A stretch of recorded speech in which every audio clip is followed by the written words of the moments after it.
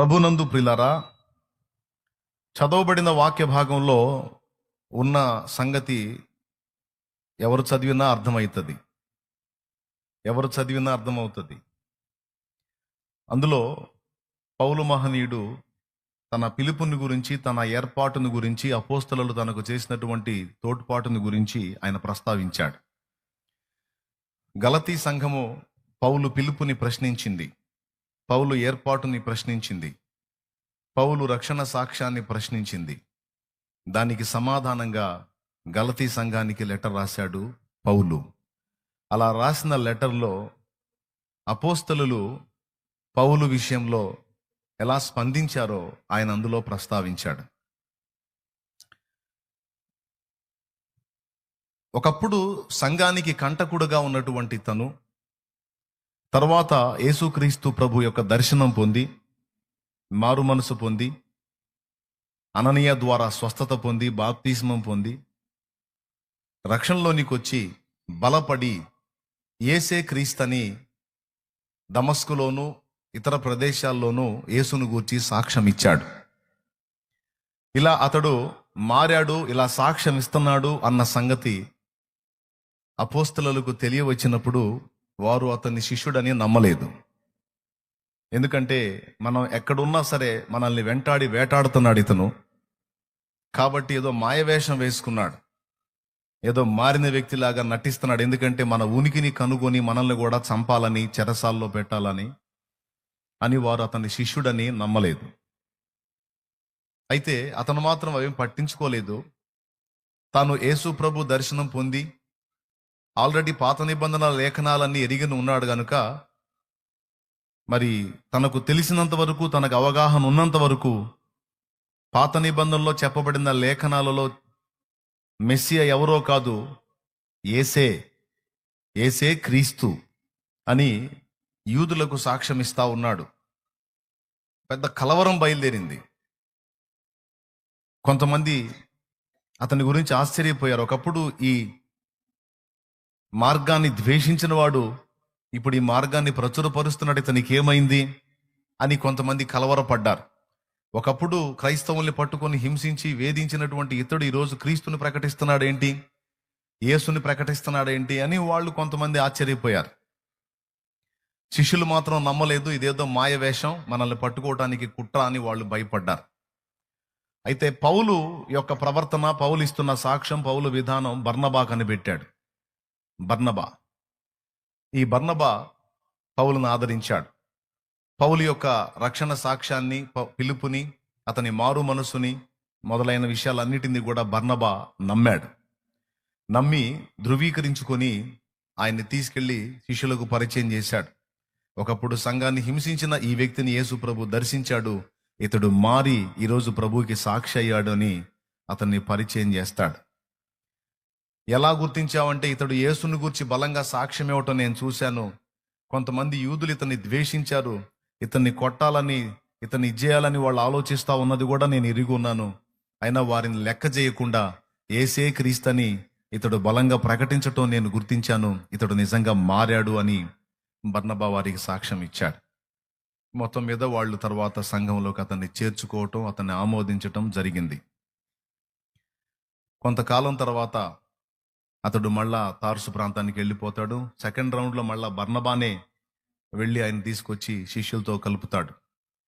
ఆ తర్వాత పౌలు దేవుని సేవాశక్తి కలిగిన వాడై, జాగ్రత్తగా వినండి అందరూ, విశ్వాసులు, పరిచారకులే కాదు, దేవుని సేవ చేయాలనుకునేటువంటి స్థితిలో ఉన్న వాళ్ళు అందరూ కూడా, ఇక్కడ ఉన్నవాళ్ళు, లైవ్ ద్వారా వీక్షించే వాళ్ళు, లైవ్ ద్వారా కూడా వేలాది మంది అందుబాటులోకి వచ్చి ఉన్నారు.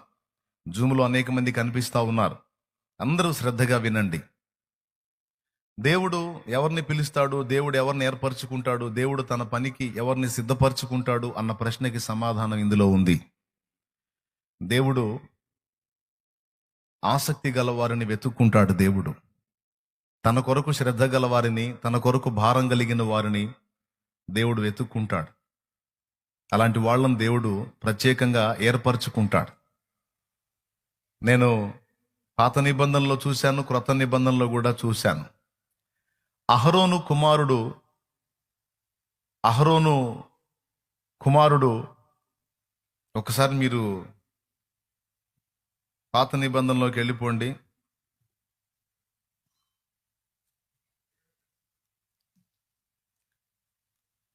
అహరోను సంతతి వాడైన ఎలియాజరు అనేటువంటి వ్యక్తి చేసిన కార్యాన్ని దేవుడు చూచి అతని గురించి ఒక నిబంధన చేస్తాడు. నేను చూసి ఓర్వలేని దానిని ఎలియాజరు కూడా చూసి ఓర్వలేకపోయాడు గనుక, ఫినెహస్సు ఎలియాజరు కుమారుడు కదా, ఎలియాజరు కుమారుడు ఫినెహస్సు, రైట్.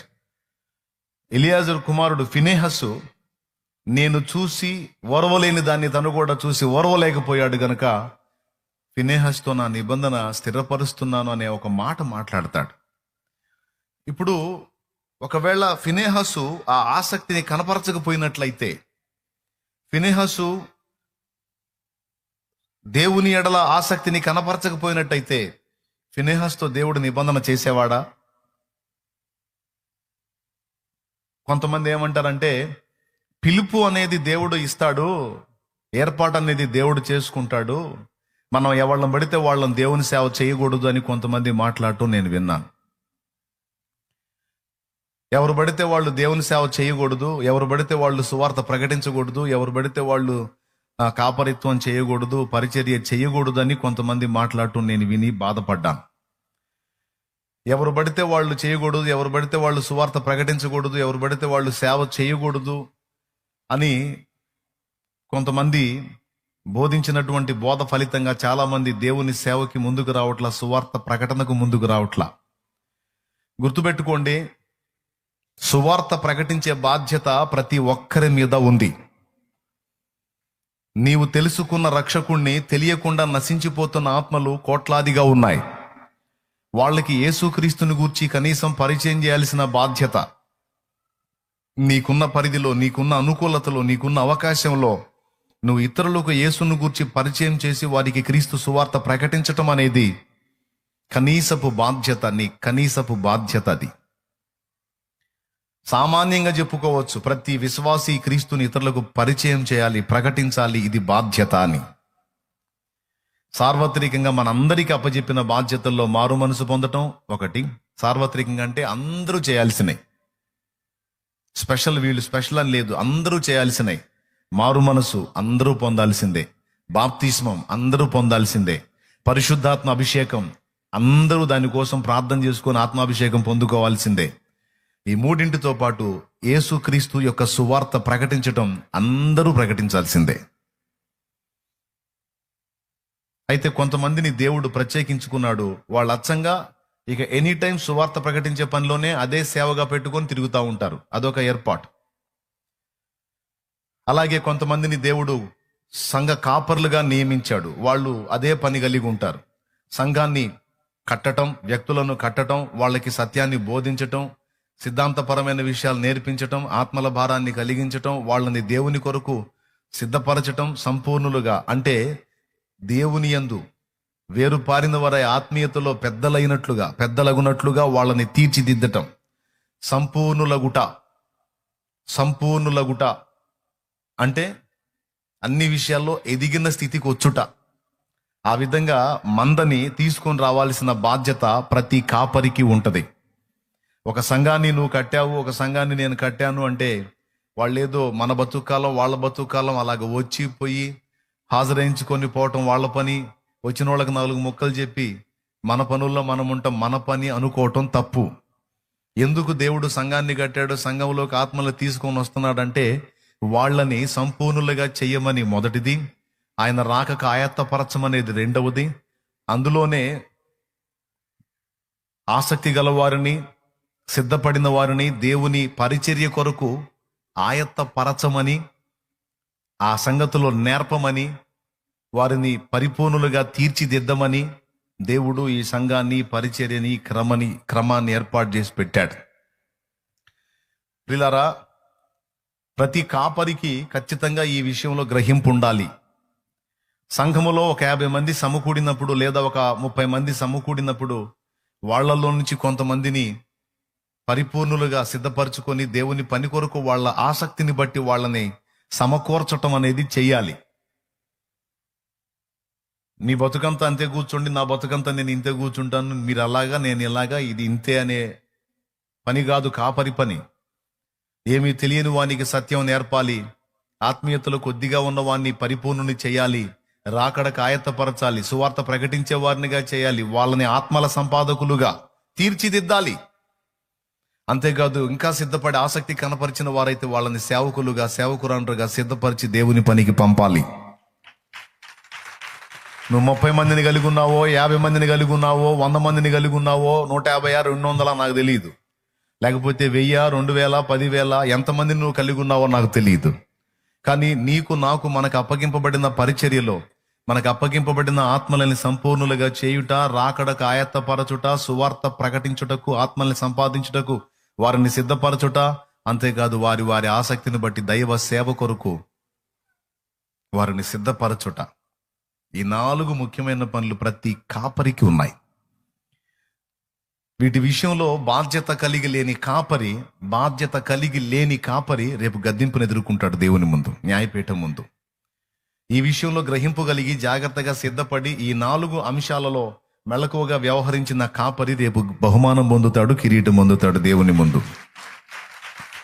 నీకు అప్పగించిన మందని ఎక్కడ వేసిన గొంగళి అక్కడే అన్నట్టుగా ఉంచలేదు, కానీ నువ్వు వాళ్ళని తీర్చిదిద్దావు, పెంచి పెద్దవారిని చేశావు, సువార్త ప్రకటించే వాళ్ళని చేశావు, ఆత్మల సంపాదకుల్ని చేశావు, రాకడకు ఆయత్తపరిచావు.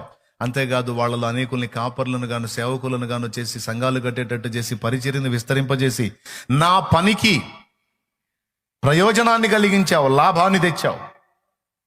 బలా నమ్మకమైన మంచి దాసుడా ఇదిగోదా అని కిరీటం పెడతాడు, బహుమానం ఇస్తాడు, రేపు సింహాసనం ఎక్కిస్తాడు. ఒకవేళ ఈ విషయాల్లో మనం శ్రద్ధ కలిగి లేకుండా కాపరి అనేవాడు తన బాధ్యతను సరిగా నెరవేర్చకపోతే రేపు ఖచ్చితంగా గద్దిస్తాడు. పనికి మాలినవాడా, నేను నీకు ఇచ్చిన మందని ఏం చేశావు, నువ్వు ఎలా ఉన్నారు వాళ్ళు అని వాళ్ళని గురించి లెక్క అడుగుతాడు, గద్దిస్తాడు కూడా. 4 విషయాలు చెప్పాను, ఇంకొకటి కూడా ఉంది. వాళ్ళని పెంచి పెద్ద చేయటం, పరిపూర్ణులను చేయుట అనే పాయింట్లో ఈ 4 పరిపూర్ణులనుగా చేయుట, ఎదిగిన వారుగా చేయుట అనే దానిలో వాళ్ళకి సత్యాన్ని గూర్చిన గ్రహింపు కూడా నేర్పించాలి.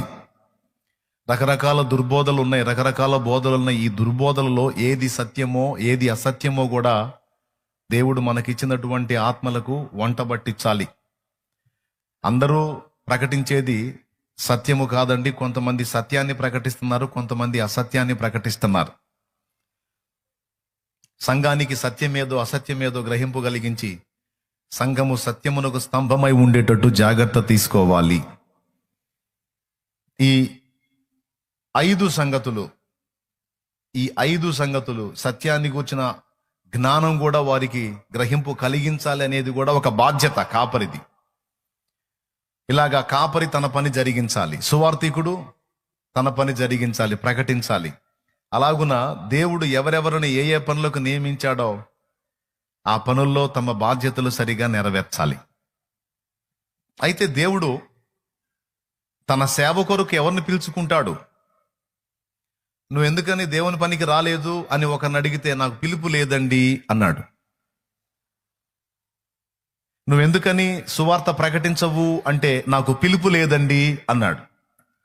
నాకు పిలుపు లేదు, నేను సువార్త ప్రకటించేటువంటి బాధ్యత నెరవేర్చడానికి నన్ను దేవుడు దానికి పిలవలేదు అన్నారు. సువార్త ప్రకటన అనేది సార్వత్రికంగా అందరికి ఇచ్చిన పిలుపు. ఒకవేళ కాపరిగా నేను చేయటం లేదు, కాపరిగా నువ్వు ఎందుకు చేయటం లేదు అంటే ఆ విషయమైన ఏర్పాటు నా మీద లేదు, ఆ పిలుపు నా మీద లేదు అని కొందరు చెప్పొచ్చు. కానీ సువార్త ప్రకటించి నశించిపోతున్న ఆత్మలను రక్షించాలి అనే విషయంలో అందరికీ పిలుపు ఉంది, అందరూ చేయాలి ఆ పని, బాధ్యత. ఇకపోతే కాపరిగానైనా, అపోస్తలుడిగానైనా, ప్రవక్తగానైనా, మరిక దేనిగానైనా వ్యక్తిగతంగా దేవుడు కొంతమందిని పిలుచుకుంటాడన్నది నిజమే పరిచర్య కొరకు. అయితే ఎవరిని పిలుస్తాడు అన్న ప్రశ్నకి ఇప్పుడు మనం చదువుకున్న ఈ 2 సందర్భాల్లో సాక్ష్యం ఉంది. దేవుడు ఎవరిని పిలుచుకుంటాడు అంటే ఒకే ఒక ఆన్సర్ నీకు చెప్తాను. ఎవరికి దేవుని ఎడల ఆసక్తి ఉందో దేవుడు వాళ్ళని పిలుచుకుంటాడు. దేవునికి స్తోత్రం. కొంతమంది అనొచ్చు, పిలుపుంటే అన్నీ అయ్యే వస్తాయి సార్, దేవుడు ఒకరిని పిలుచుకుంటే వాళ్ళకి ఆ లక్షణాలు అయ్యే వస్తాయి అంటే అప్పుడు దేవుడు పక్షపాత అవుతాడు. కొంతమందిని ప్రత్యేకంగా పిలిచి ఏర్పరిచి వాళ్ళకి స్పెషల్గా అవి ఇచ్చినప్పుడు దేవుడు పక్షపాత అవుతాడు. అంతా దేవుడే చేసినట్టు అయింది. ఏమైనా అర్థమైందా నేను చెప్పింది మీకు? ఎంతమందికి అర్థమైంది? అర్థం అయితేనే చేతులు ఎత్తండి. ఉన్న వాళ్ళలో కొంతమందిని ఏర్పరచుకొని కొంతమందిని పిలుచుకొని దేవుడు స్పెషల్గా వాళ్ళకి ఇస్తున్నాడా, లేకపోతే ఎవరినైనా ఏర్పరచుకోవాలనుకునేటప్పుడు దేవుడు ఏమైనా చూస్తాడా? దేవుడు ఏమీ చూడకుండా ఏర్పరచుకుంటాడా? దేవుడు ఏమీ చూడకుండా పిలుచుకుంటాడా? కానే కాదు. లేఖనాన్ని జాగ్రత్తగా అధ్యయనం చేస్తే దేవుని కొరకు ఎవరి హృదయంలో ఆసక్తి ఉందో వాళ్లతో దేవుడు తన నిబంధనను స్థిరపరుస్తాడు. ఇది పాయింట్. ఇది పాత నిబంధనలో ఎలియాజరు కుమారుడైన ఫినెహసు ఉదంతం విషయంలో దేవుడు స్పష్టంగా మాట్లాడాడు. ఒకసారి ఆ వచనాన్ని స్క్రీన్ మీద వేసే అవకాశం ఉంటే చూడండి. సంఖ్యాకాండం 25వ అధ్యాయం 10వ వచనం. స్క్రీన్ మీద వేనా. ఏం జరిగిద్దంటే చిన్న సంఘటన చెప్తాను. ఈ మోషే నడిపింపులో ఉన్నటువంటి ఇశ్రాయేలు జనాంగం మోయాబు ప్రాంతానికి వచ్చినప్పుడు అక్కడ ఒక చిన్న పొరపాటు చేస్తారు. చిన్న పొరపాటు కాదు, పెద్ద పొరపాటు. అక్కడ బిలాం అనేవాడు బాలాక్ అనేవాడికి నేర్పుతాడు, ఇశ్రాయేలీల దేవుడైన యెహోవా వారికి తోడై ఉన్నాడు, వాళ్ళని నాశనం చేయాలంటే నీ వల్ల కాదు, వాళ్ళని నాశనం చేయాలంటే వాళ్ళ దేవుడే నాశనం చేయాలి, ఏదైనా వాళ్ళని పడగొట్టాలన్నా నిలబెట్టాలన్నా వాళ్ళ దేవుడే, ఇంకా ఎవ్వడు కూడా ఆయన్ని దాటి వాళ్ళని ముట్టనైనా ముట్టలేడురా బాలాకు. వాళ్ళని దెబ్బతీయాలంటే వాళ్ళ దేవుడికే కోపం వచ్చే పనులు వాళ్ళ చేత చేపించాలి. అందులో 2 విషయాలు. ఒకటి, విగ్రహార్పితం తిన్నట్లు వాళ్ళని ప్రోత్సహించాలి. రెండవది, జారత్వము చేయున్నట్లు స్త్రీలను కొంతమందిని వాళ్ళ దగ్గరికి పంపు. వాళ్ళు స్త్రీలకు ఆకర్షితులైనప్పుడు వారి చేత విగ్రహ సంబంధన అపవిత్రతలో చెయ్యి వేసేటట్టు, విగ్రహార్పిత కార్యక్రమాల్లో వాళ్ళు పాలు పంపులు పొందేటట్టు చెయ్యి. దేవుని కోపం రగులుకుంటది. ఆయన చేత్తో ఆయనే వాళ్ళని నాశనం చేస్తాడు అని వాడు సలహా ఇస్తాడు. వాడిచ్చిన సలహాను బట్టి ఈ బాలాకు అనే రాజు ఆ పని చేస్తాడు. చేసిన తర్వాత నిజంగానే వీళ్ళు స్త్రీలకు ఆకర్షితులై వెళ్ళుతులవుతారు, చచ్చిపోతారు, పిట్టలు రాలినట్టు రాలిపోతారు. ఒక పక్క వాళ్ళు చేసినటువంటి పొరపాటుకి జనం దారుణంగా చస్తంటే ఒకడేం చేస్తాడో తెలుసా? ఒక స్త్రీని వెంట పెట్టుకొని తీసుకొచ్చి ప్రత్యక్షపు గుడారం ఎదురుగా వాడు ఆ స్త్రీతో పాపం చేస్తా ఉంటాడు. అప్పుడు ఈ సంఘటనని ఫినెహస్ చూస్తాడు. ఒరే, జరుగుతున్న పరిస్థితి ఏమిటి, నువ్వు చేస్తున్న పరిస్థితి ఏమిటని ఈట ఒకటి తీసుకొని పడక చోటికి వెళ్ళి వారి కడుపులో గుండా దూసుకొని పోనట్టు పొడుస్తాడు. అలా చేసిన తర్వాత దేవుడు ఆ విషయంలో ఏం మాట్లాడతాడో చూడండి. స్క్రీన్ మీద ఏనైనా సంఖ్యాకాండం 25వ అధ్యాయం 10వ వచనం. అప్పుడు యెహోవా మోషేకు ఇలాగూ ఆజ్ఞ ఇచ్చెను, యాజకుడైన అహరోను మనమడును ఎలియాజరు కుమారుడునైన ఫినెహసు వారి మధ్యను నేను ఓర్వలేని దానిని తాను ఓర్వలేకపోవటం వలన ఇశ్రాయేలుల మీద నుండి నా కోపము మళ్లించెను గనుక నేను ఓర్వలేకయుండి ఇశ్రాయేలీలను నశింపజేయలేదు. గమనించండి, ఫినెహస్ ఎప్పుడైతే వానికి ఆ పని చేశాడో వెంటనే ఇశ్రాయేలు తెగులాగిపోయింది. అంటే ఇంతమందిలో ఎవడన్నా ఒక్కడన్నా సరిగ్గా స్పందిస్తాడా? ఒకనికన్నా నా విషయంలో రోషం ఉందా, ఆసక్తి ఉందా, నాలాగా ఆలోచించేవాడు ఒకడన్నా ఉన్నాడా అని వెతుకుతున్నాడు. ఇంతలో ఫినెహస్ లేచి ఆ పని చేశాడు. ఫినెహసును బట్టి దేవుని కోపం నిమ్మళమైంది, తెగులాగింది, మిగిలిన వాళ్ళు బతికిపోయారు, లేకపోతే మొత్తం చచ్చేవాడు. కాబట్టి అక్కడ అంటాడు, ఫినెహసు నేను చూచి ఓర్వలేకపోయిన దాన్ని తాను కూడా చూచి ఓర్వలేకపోయిన గనక నా విషయమై ఫినెహసుకు ఆసక్తి ఉంది గనక అతనితో నా నిబంధన స్థిరపరుస్తున్నాను అంటాడు. అంటే ఒక వ్యక్తిని దేవుడు తన ఏర్పాటులోకి తీసుకునేటప్పుడు, తన పనిలోనికి తీసుకునేటప్పుడు మొదట ఆ వ్యక్తి యొక్క ఆసక్తిని తప్పకుండా దేవుడు పరిగణలోకి తీసుకుంటాడు. పాత నిబంధన ఫినెహస్ను చూస్తే ఫినెహస్తో నిబంధన స్థిరపరుస్తాడు. క్రొత్త నిబంధనలో పౌలును చూస్తే పౌలు ఏమంటాడో తెలుసా? నాకు ఇవ్వబడిన కృపని స్తంభములుగా ఎంచబడిన కేఫా, యోహాను, యాకోబు కనుగొన్నారు. పరిశుద్ధాత్ముడు వాళ్ళకి చూపించాడు నన్ను. నేను దేవుని కొరకు ఆసక్తి గలవాడనని, దేవుని పరిచర్య కొరకు ఆసక్తి గలవాడనని, నేను కూడా దేవుని విషయమైన తీవ్రత గలవాడనని, నా విషయమై వాళ్ళకి దేవుడు బయలుపరిచినప్పుడు, వాళ్ళు చూచినప్పుడు, నేను కూడా వారితో పాలివాడనగుటకు గుర్తుగా తమ కుడి చేతిని నాకు ఇచ్చారు అన్నాడు. చూసినప్పుడు ఇచ్చారా, చూడక ముందు ఇచ్చారా? చూసినప్పుడు ఇచ్చారా, చూడక ముందు ఇచ్చారా? నేను కూడా కొంతమందిని దేవుని కొరకు, దేవుని పనిలోనికి తీసుకురావడానికి ఇష్టపడతాను.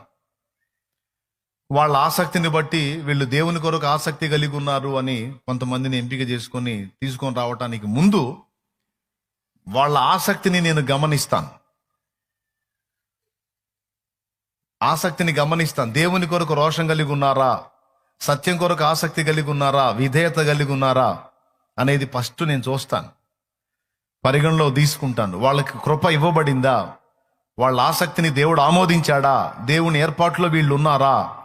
అట్లయితే తప్పకుండా వీళ్ళ మీద చేతులుంచి దేవుని పని కొరకు వీళ్ళని ఆయత్తపరచాలని, వారి ఆసక్తి, వారి మీద దేవుని ఏర్పాటు, దేవుని పిలుపు, దాని యొక్క స్పష్టత తెలుసుకొని నేను కొంతమందిని చేతులుంచి ప్రతిష్ఠ చేసి దేవుని పనికి అప్పజెప్పడం జరిగింది. వాళ్ళల్లో ఒకరిద్దరిని విసర్జించడం కూడా జరిగింది. నిజంగా ఒకరిద్దరిని విసర్జించడం కూడా జరిగింది. ఒక సోదరుడు ఉన్నాడు. ఆ సోదరుడికి నేను ప్రేమతో చెప్పాను, ఇదిగో ఈ విషయాలలో నీవు ప్రమాదకరంగా అడుగులేస్తున్నావు, దీనివల్ల సాక్ష్యం డ్యామేజ్ అయి నీ వల్ల దేవునికి మహిమ రాకపోగా అవమానం వచ్చే అవకాశం ఉంది సోదరా. దయచేసి ఆ విషయాలలో నువ్వు మారు మనసు పొంది దిద్దుకో, సరి చేసుకో అని నేను ఒకరిని హెచ్చరించాను. దానికి అతడు అవిధేయత చూపి నా మాటకు వ్యతిరేక్తంగా అడుగులేయటం మొదలుపెట్టాడు. అప్పుడు అతన్ని బాహాటంగానే విసర్జించాను. ఇక అతడు నాతో పాలివాడు కాడు, ఈ పరిచర్యలో అతనికి పాలు పంపులు లేవు అని విసర్జించాను. అతడు ఒంటరి అయిపోయి తన సేవ ఏదో తను ఏదో తనకు తగ్గోళ్ళను వెతుక్కొని చేసుకుంటా ఉన్నాడు ఒకడు.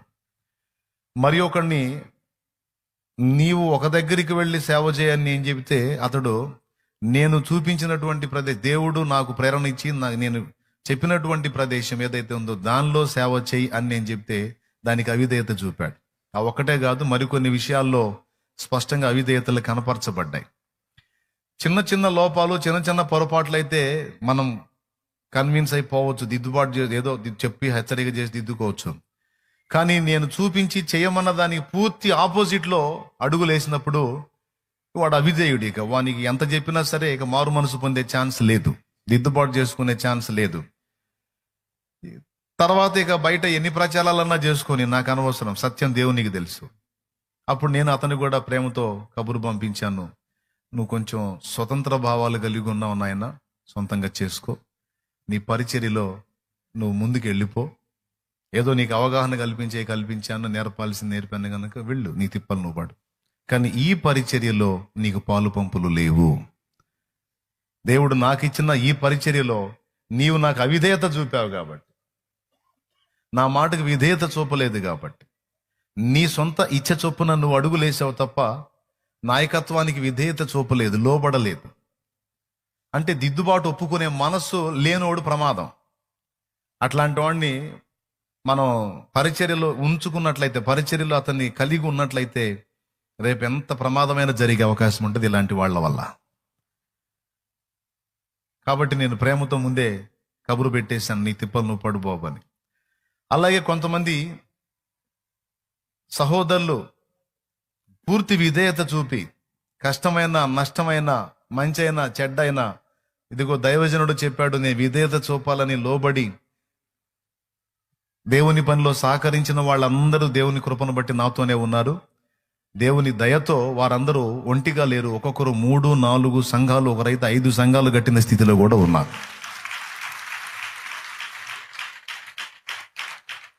మెయిన్ వినయం అనేది ఒకటి ఉండాలి. వినయం అనేది ఒకటి ఉండాలి. దిద్దుబాటు నొప్పుకునే మనస్సు అనేది ఒకటి ఉండాలి. కొంతమంది బుద్ధి ఎలా ఉంటుందంటే, నా చేతిని దేవుని చేతిని మెలిదిప్పాలని చూస్తారు వాళ్ళ చిత్తానుసారంగా. వాళ్ళ ఆలోచనలను అనుసరించి వాళ్ళ చిత్తానుసారంగా దేవుడు తిరగాలి, నేను కూడా తిరగాలని చేతుల్ని మెలితిప్పటానికి ట్రై చేస్తారు. అలాంటి వాళ్ళు ప్రమాదకారులు కదా. అలాంటి వాళ్ళని విసర్జిస్తాను. నాకు ఇబ్బంది ఏం లేదు, వాళ్ళు దేవుని పని చేస్తూ ఉండొచ్చు. కానీ ఈ పరిచర్యలో వాళ్ళకి పాలు పంపులు ఉండవు. ఇక వాళ్ళకి హెచ్చరించే స్వరం దూరం అయిపోయింది, గద్దించే స్వరం దూరం అయిపోయింది. ఎందుకంటే అవిధేయులు కదా. వాళ్ళ అభివృద్ధి కూడా ఆగిపోయింది.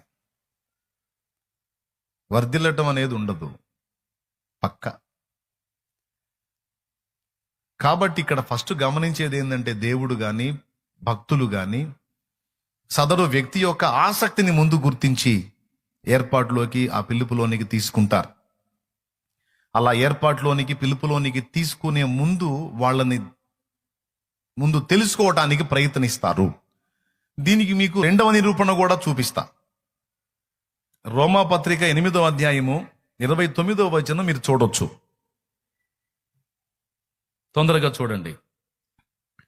ఎందుకనగా తన కుమారుడు అనేక సహోదరులలో జ్యేష్ఠుడగునట్లు దేవుడెవరిని ముందు ఎరిగెనో వారు తన కుమారునితో సారూప్యము గల వారొకటకు వారిని ముందుగా నిర్ణయించెను. దేవుడు ముందుగా ఎవరిని ఎరిగెనో, దేవుడు ఎవరిని నిర్ణయిస్తాడంటే ముందు ఎవరిని ఎరిగున్నాడో వాళ్ళని నిర్ణయిస్తాడు. దేవుడు ముందుగా ఎవరిని ఎరిగెనో వారిని నిర్ణయించెనో, ఎవరిని నిర్ణయించెనో వారిని పిలిచెనో, ఎవరిని పిలిచెనో వారిని నీతిమంతులుగా తీర్చెనో, ఎవరిని నీతిమంతులుగా తీర్చెనో వారిని మహిమపరచెను. చూడండి, మహిమపరచడానికి ముందు నీతిమంతులుగా తీర్చాలి, నీతిమంతులుగా తీర్చడానికి ముందు పిలవాలి, పిలవడానికి ముందు నిర్ణయించబడాలి, నిర్ణయించబడటానికి ముందు దేవుడు వారిని ఎరిగి ఉండాలి. సో ఒక వ్యక్తిని రక్షణలోనికి తీసుకొని మహిమపరిచే విషయంలోనే కాదు, ఒక వ్యక్తిని సేవలోనికి తీసుకోవాలన్నా కూడా, ఒక స్త్రీని గాని పురుషుని గాని దేవుడు తన సేవా పరిచర్యలోకి తీసుకోవాలన్నా కూడా ఇదే నియమం వర్తిస్తుంది. ఎంతమందికి అర్థమవుతుంది? దేవునికి స్తోత్రం. కానీ గుర్తుపెట్టుకోండి, జీవితంలో ఎల్లప్పుడూ విశ్వాసంలోకి వచ్చిన అప్పటి నుంచి ఇప్పటిదాకా బ్రతుకంతా ఇలాగా ఒక ఆర్డినరీ పర్సన్ లాగా నేను ఉండిపోతాను అంటే మీకు అది ఇష్టమైందేమో కానీ నాకు ఇష్టం లేదు. కొంతకాలము నువ్వు దేవుని సన్నిధికి వచ్చి దేవుని మాటలు విని వాక్యాన్ని చదివి ప్రార్థనలో ఎదుగుతూ కొనసాగుతున్నావు అంటే ఖచ్చితంగా కొద్ది కాలం గడిచేసరికి నువ్వు ఇతరులకు బోధించే వ్యక్తివి కావాలి, సువార్త చెప్పే వ్యక్తివి కావాలి, తెలియని వాళ్ళకి దేవుని సంగతులను అవగాహన కల్పించే వ్యక్తివి కావాలి, సేవ చేసే వ్యక్తివి కావాలి, పరిచర్య చేసే వ్యక్తివి కావాలి. అని పనికి మాలిన వ్యక్తిగా నువ్వు ఉండకూడదు. పనికి రాని, పనికి మాలిన వ్యక్తిగా, అంటే దేవుణ్ణి జస్ట్ యూజ్ అండ్ త్రో, వాడుకో పడే అన్నట్లుగా ఉండే వ్యక్తిగా నువ్వు ఉండటం అది నీ ఆధ్యాత్మిక దారిద్ర్యం. బ్రదర్, అర్థమవుతుందా? ఏమర్థమైంది? సంవత్సరాలుగా రావటం పోవటం కాదు, సువార్త చెప్పగలగాలి, ఇతరులకు దేవుని వాక్యాన్ని బోధించగలగాలి. కనీసం అవి 2 చేయకపోతే సన్నిధిలో పరిచర్య అన్నా చేయాలి. అది కూడా చేయకపోతే మరి వేరే విధంగా ఒకవేళ నిన్ను దేవుడు ఏర్పరచుకొని ఆ విషయంలో నీకు ద్వారాలు తెరిస్తే మరొక విధంగానైనా సరే దేవుని పనిలో నీవు పాలివాడవు కావాలి, పాలిదానవు కావాలి. అంతేగాని సంవత్సరాలు గడిచిపోతున్నా ఏదో ఆర్డినరీగా సరదాగా వచ్చి సరదాగా వెళ్ళిపోయి నేను ఏదో జస్ట్ వస్తున్నానండి, ప్రార్థన చేసుకుంటున్నాను, దేవుణ్ణి బాగా చక్కగా వాడుకుంటున్నానండి, బాగా రిన్ని సబ్బును బాగా అరగరుద్దినట్టు రుద్దుతున్నానండి దేవుణ్ణి, నేను మాత్రం రుద్దబడట్లేదండి అనే దరిద్రపు బ్రతుకులో మాత్రం ఉండొద్దు. ప్లీజ్ ఏమనుకోవద్దు ఇలా అన్నానని. నీ అవసరాలకి, నీ సమస్యలకి, పరిష్కారానికి, రక్షణకి దేవుణ్ణి వాడుకున్నావు, సంతోషం, వాడుకో. దేవుడు నీకు తోడై ఉన్నాడు, సహాయం చేస్తాడు, ఇబ్బంది ఏం లేదు.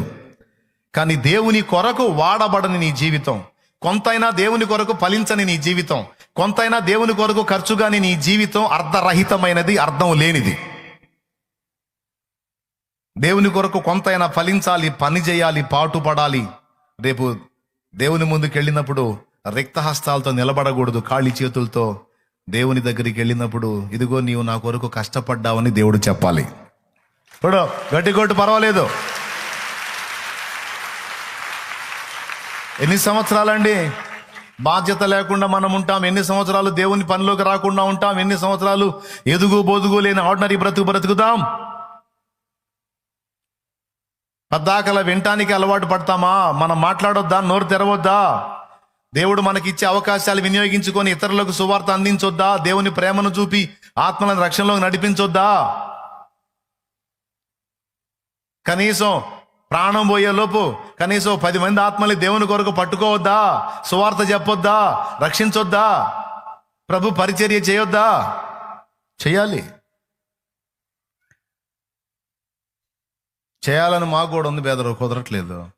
ఓరిని ఆసక్తి సల్లంగా నాయన, అయ్యా అమ్మా, చేయాలని నాకు కూడా ఉంది అన్నయ్య, కుదరట్లేదు. ఎంత తేలిగ్గా మాట్లాడతారో కొంతమంది. కుదరట్లేదా? కుదరకపోతే నేనేం బలవంతం పెట్టలే అమ్మా, అట్నే తగలబడు. కానీ ఎవరి గుండెల్లో దేవుని కొరకు ఆసక్తి ఉందో, దేవుని కార్యాల కొరకు తృష్ణ ఉందో, పరిశుద్ధాత్మ ఇచ్చే ప్రేరణ ఎవరు పొందుకుంటారో, పరిశుద్ధాత్మ అభిషేకం మీదకి వచ్చి ఆత్మచేత ఎవరు రేపబడి దేవుని కోసం నేను అని తప్పిస్తారో వాళ్ళకి దేవుడు తన హస్తాన్ని అందిస్తాడు. రా, నీ ఆసక్తి నాకు నచ్చింది, రా, నీ తృష్ణ, నీ భారం ఆత్మల కొరకు, నా పరిచర్య కొరకైనా నీ రంది నాకు నచ్చింది, రా, నేను నిన్ను వాడుకుంటానని దేవుడు అప్పుడు ఏర్పరచుకుంటాడు. పౌలుకి యేసు దర్శనం కలిగింది. దర్శనం కలిగినప్పుడు ఆ దర్శనం చూసి దమస్కులోకి వెళ్ళి ఏదో కళ్ళు బాగు చేసుకొని తిరిగి తార్సు వెళ్ళి తన పనిలో తను లేడు. సౌలు మరి ఎక్కువగా బలపడి యేసే క్రీస్తని ప్రకటించుచు అందరినీ కలవరపరచుచుండెను అనుంది వాక్యంలో. తనకు సత్యం ఎప్పుడైతే అర్థమైందో, ఆ తెలుసుకున్న సత్యాన్ని ఇతరులకు చెప్పటం మొదలు పెట్టాడు. ఇక అదే తిండి, అదే నీళ్లు, అదే వస్త్రం అన్నట్టు అయిపోయింది అతని జీవితం. సేవ చేయాలంటే పిలుపు ఉండాలి బెదరు. సేవ చేయాలంటే అందరికీ ఉంటుందిలే కానీ అందరికి పిలుపు రావద్దు. మిరపకాయ బజ్జీలు వేసుకొని తింటా ఉండి పిలుస్తాడు. అయ్యా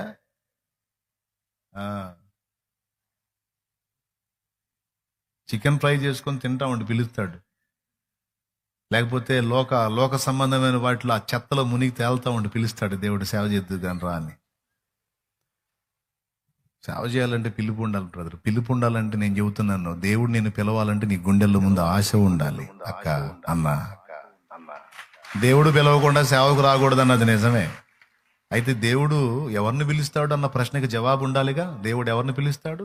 ఎవరిని ముందుగా ఎరిగానో, ఎవరి హృదయంలో ఆసక్తిని ఎరిగానో, ఎవరి హృదయంలో ఆత్మల కొరకు భారాన్ని ఎరిగానో వారిని పిలుస్తాడు దేవుడు.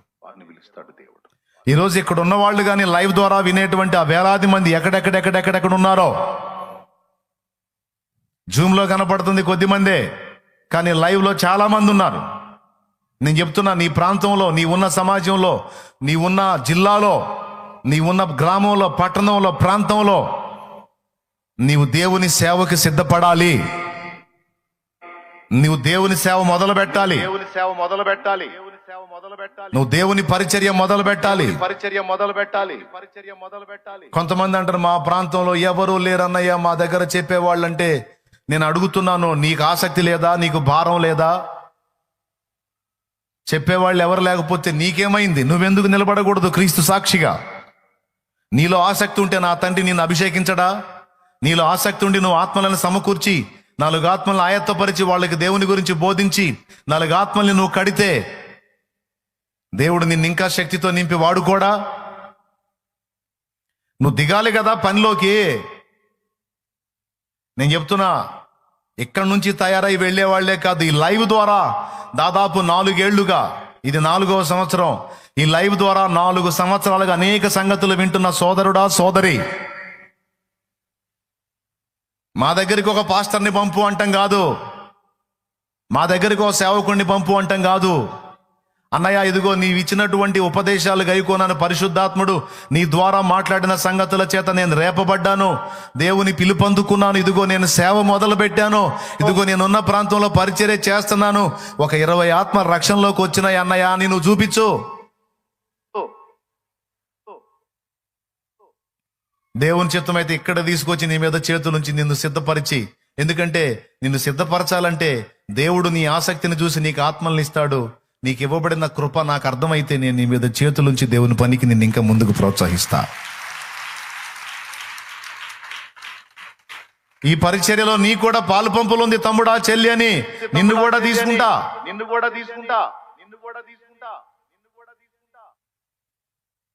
కానీ నువ్వు రంగంలోకి దిగాలి కదా. ఎలా అలవాటు పడిపోయారు అంటే, మీరు సేవకుల్ని పంపండి అని అడగటం తప్ప నేను అనట్లా. ఒకవేళ మీ ప్రాంతంలో దేవుని పరిచర్య అవసరత ఉంది, అక్కడ మేము సపోర్ట్ చేస్తామన్నయ్యా, తప్పకుండా మాకు సేవకుడిని పంపండి అన్నయ్యా అంటే తప్పకుండా పంపుతా. అన్న మాది ల్యాండ్ ఉందన్న, మేము కేటాయిస్తాము, మా ప్రాంతంలో దేవుని సువార్త ప్రకటింపబడాలి, అన్యజనులు అనేకులు నశించిపోతున్నారు, ఇదిగో మా ఫ్యామిలీ మేము సపోర్ట్ చేస్తాం పరిచర్యకి. సేవకుడిని పంపితే అతనికి వెన్నుదన్నుగా ఉండి మేము బాసటగా ఉంటాం, మా కలిగిన దానిలో అతనికి తోడ్పాటు అందిస్తాం, తప్పకుండా పంపండి అని అంటే, ఆ విధంగా చేసినా కూడా దేవునికి స్తోత్రం, అట్లా కూడా సేవకుడిని పంపుతా. కానీ సహకరించాలి, నిలబడాలి, దైవజనుడి కోసం నిలబడాలి, దైవజనుడికి సపోర్ట్ చేయాలి. అక్కడ ఒక పరిచర్య ఏర్పడిందాక, పరిచర్య ఏర్పడితే సంఘమే మిగిలిన బాధ్యతలన్నీ చూసుకుంటది. ఇటు పక్క దేవుడు చూస్తాడు, మరో పక్క నేనుంటాను, మరో పక్క నువ్వుంటావు నీ ప్రాంతంలో దైవజనుడికి సపోర్టుగా. అక్కడ దేవుని పని మొదలైద్ది. ఒకేసారి ఇంత పని జరగకపోవచ్చు, 10,000 మైళ్ళ దూరమైన ఒక్క అడుగుతో ప్రారంభమైద్దని. ఎన్ని వేల మంది ఆత్మలైనా ఒక్క ఆత్మతోనే ప్రారంభమవుతాయి. ఎన్ని వందల వేల కుటుంబాలైనా ఒక కుటుంబంతో స్టార్ట్ అవుతాయి. నీ కుటుంబమే ఎందుకు ఆశ్రయం ఇవ్వకూడదు? నీ ఇంటనే ఎందుకు స్థానం ఇవ్వకూడదు దేవుడికి? నీ ఉన్న ప్రదేశంలోనే ఎందుకు అవకాశం ఇవ్వకూడదు? కొంతమందికి విస్తారమైన ఆస్తులు ఉంటాయి, స్థలాలు ఉంటాయి, పొలాలు ఉంటాయి, పట్టుమని 10 సెంట్లు దేవునికి కేటాయించని దరిద్రగొట్టు బతుకులు ఉంటాయి కొంతమందికి.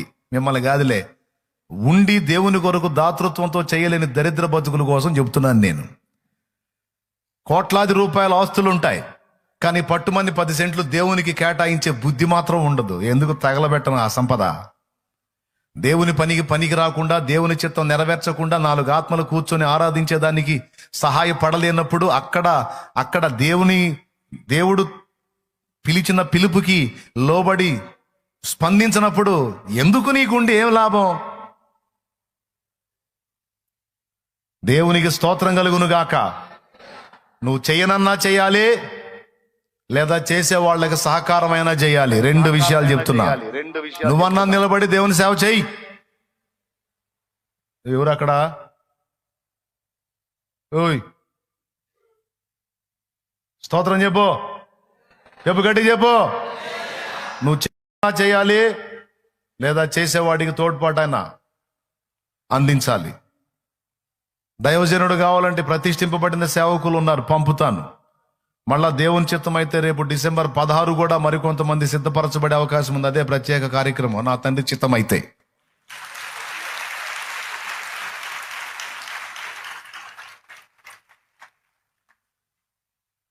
ఇప్పటికి అనేక మంది సిద్ధపరచబడి లైన్లోకి వెళ్ళారు. మళ్ళా దేవుని ముందు కూర్చుంటా, దేవా నీకు నీ సిద్ధమైన పాత్రలు నీ ముందుకు తెస్తున్నా, నీ చిత్తమైన వారిని ఎవరినో చూపించు ప్రభా, పంపిస్తా లైన్లో. కానీ మళ్ళా రేపు కొంతమందిని దేవుని ముందుకు తీసుకెళ్లి కూర్చుంటా. నా పని అదే. ఉత్పత్తి యేసు నామములో ఉత్పత్తి జరగాలి యేసు నామములో. హల్లెలూయా, హల్లెలూయా, హల్లెలూయా.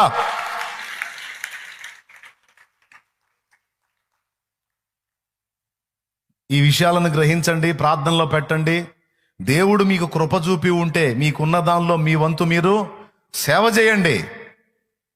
ఇక్కడ ఉన్న వాళ్ళు కానీ, లైవ్లో వింటున్న వాళ్ళు కానీ, జూమ్లో కనబడుతున్న వాళ్ళు కానీ, జూమ్లో కనబడకుండా ఉన్న వేలాది మంది అందరికీ ప్రేమతో పిలుపునిస్తున్నా, చేస్తే నువ్వు చేయి, లేకపోతే నీ ప్రాంతంలో దేవుని పని జరగటానికి సహకారం అందించు. రేపటి రోజున దేవుని దగ్గర బహుమానం పొందాలంటే, దేవుని మెప్పు పొందాలంటే, త్యాగం ఏమీ లేకుండా, సమర్పణ ఏమీ లేకుండా, దేవుని కొరకు ఏమీ కష్టం చేయకుండా ఎలా పొందుతావు రేపు దేవుని దగ్గర ఘనత? నీ త్యాగాన్ని దేవుడు చూస్తాడు, నీ ఆసక్తిని దేవుడు చూస్తాడు. ఒకవేళ ఫినెహసు లాగా, పౌల్లాగా నీ గుండెల్లో దేవుని కొరకు ఆసక్తి ఉంటే దేవుడు ఏమంటాడో తెలుసా? నీతో నా నిబంధనను స్థిరపరుస్తున్నానంటాడు. నీతో నా నిబంధనను స్థిరపరుస్తున్నా నా కుమార్తె, నీతో నా నిబంధనను స్థిరపరుస్తున్నా నా కుమారుడా అంటాడు నా తండ్రి.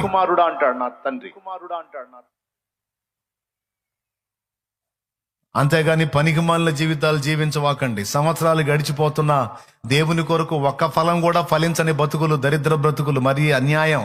కొంతమంది కనీసం ఒక్క ఆత్మను కూడా రక్షించిన చరిత్ర ఉండదు. నమ్ముకొని 10 ఏళ్ళు, 15 ఏళ్ళు, 5 ఏళ్ళు, 7 ఏళ్ళు, 3 ఏళ్ళు, 4 ఏళ్ళు కనీసం ఒక్క ఆత్మనన్నా రక్షించిన చరిత్ర ఉండదు. ఒక్క జీవితాన్నన్నా బాగు చేసిన చరిత్ర ఉండదు. 4 ఆత్మల్ని రక్షణలోకి నడిపించి, బాప్తీసంలో నడిపించి బలపరిచిన చరిత్ర ఉండదు. మళ్ళా సంవత్సరాలు అయిపోతుంటాయి. ఎందుకు? ఎన్ని సంవత్సరాలు ప్రార్థించడం చేత కాదు. మళ్ళా ప్రార్థన చేస్తున్నప్పుడు వింటానే ఉంటారు. ప్రార్థన చేయని అవకాశం ఇస్తే ప్రార్థన చేయరు కొంతమంది. ప్రార్థన చెయ్యాలి. అవసరమైతే సువార్త చెప్పమ్మా 2 మాటలంటే యేసు ఎందుకు దిగుకొని దేవుని దగ్గరికి వెళ్ళిపోయారు. మరి ఆ ఖాళీలు ఎలా భర్తీ కావాలి? మళ్ళా యోధులు లేవాలి, యోధురాండ్రు లేవాలి.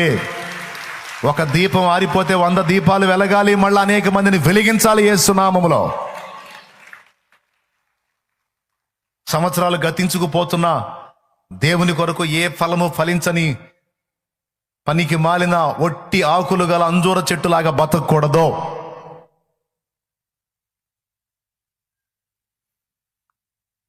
ఆకులు గల అంజూరపు చెట్టు ఒట్టి ఆకులే, ఒక్క పండు కూడా ఉండదు. ఎందుకు ఆ బ్రతుకు? రోషం ఉండాలి, పట్టుదల ఉండాలి, కసి ఉండాలి, దేవుని కొరకు ఆసక్తి ఉండాలి. దేవుని ప్రేమించి దేవునితో సహవాసం చేసే వారికి దేవుని కార్యాల కొరకు ఆసక్తి ఉంటుంది. నేను చెప్తున్నాను, దేవుడు చూస్తాడు, అది దేవుడు పట్టించుకుంటాడు. అంతేగాని నాకు పిలుపులు వెళ్ళి అన్నయ్యో నేను బజార్లో తిరుగుతానంటే కుదరదు. ఎట్లా కుదరదు? ఎట్లా పిలుస్తాడు నిన్ను? దేవుడి కొరకు ఆసక్తి లేకుండా, మారు మనసు లేకుండా, సరైనటువంటి భారం లేకుండా. నేను చెప్తున్నా, అరే నశించిపోతున్న ఆత్మల కళ్ళకు కనపడుతుంటే గుండె బద్దలవద్దు.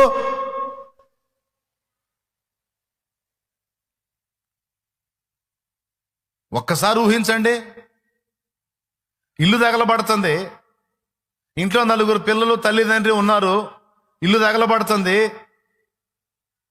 నీళ్లు పోస్తావా? లేకపోతే నేను ఫైర్ ఇంజిన్ వాడిని కాదంటావా? చెప్పవా?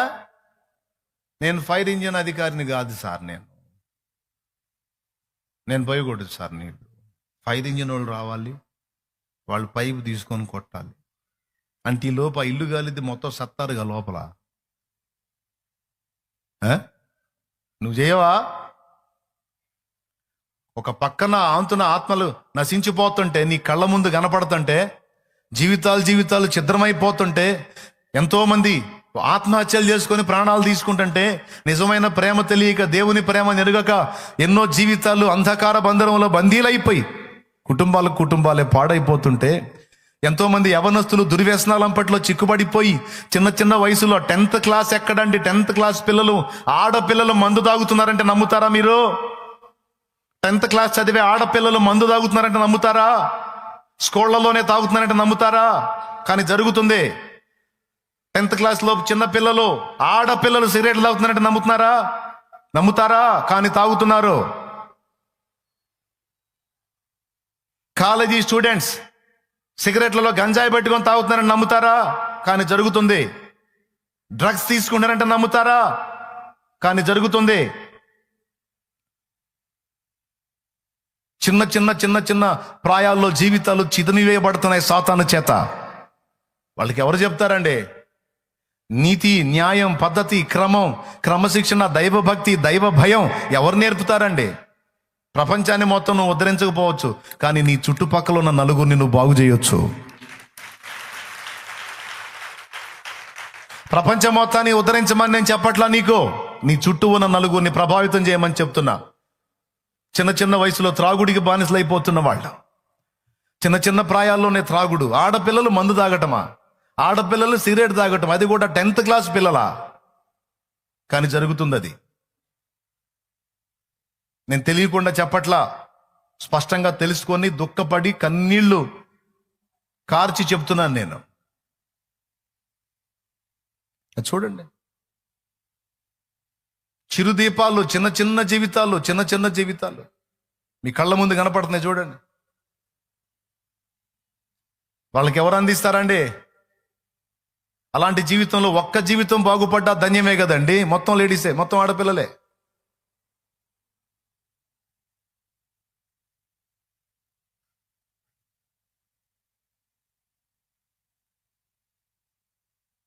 ఇటు పక్క కూర్చున్న అమ్మాయి ఒక్క తాగుతుంది. నేను అబద్ధాలు చెప్తున్నానా? మరి నువ్వు వెలిగించబడ్డావే, సత్యదేవుణ్ణి తెలుసుకున్నావే, మరి దేవుని కొరకు నీ ఆసక్తి ఏది? నశించిపోతున్న ఆ జీవితాల కొరకు ఆసక్తి ఏది? నీ ఇంటి పక్కన ఉన్న ఆడపిల్లలో ఒక ఆడపిల్ల అలాగ ఉందని నీకు తెలుసా? ఎక్కడికి పోయి ఏమేం చేసి వస్తుందో? నీ ఇంటి పక్కన ఉన్న తమ్ముడు ఒక చిన్నోడు ఆ స్థితిలో ఉన్నాడని నీకు తెలుసా? వాడు ఎక్కడెక్కడ ఏమేం చేసి వస్తున్నాడో? వాడితో అంత స్నేహం చేసి వాడిని దేవుని వైపు ఆకర్షించి, అమ్మా దేవుడు నిన్ను ప్రేమిస్తున్నాడు తల్లి, అయ్యా దేవుడు నిన్ను ప్రేమిస్తున్నాడు నాన్న అని ఏ అవకాశానైనా అందిపుచ్చుకొని వాళ్ళకి దేవుని గురించి పరిచయం చేసి దేవుని ప్రేమను రుచి చూపిస్తే వాళ్ళు మళ్ళా దానిలోకి వెళ్తారా?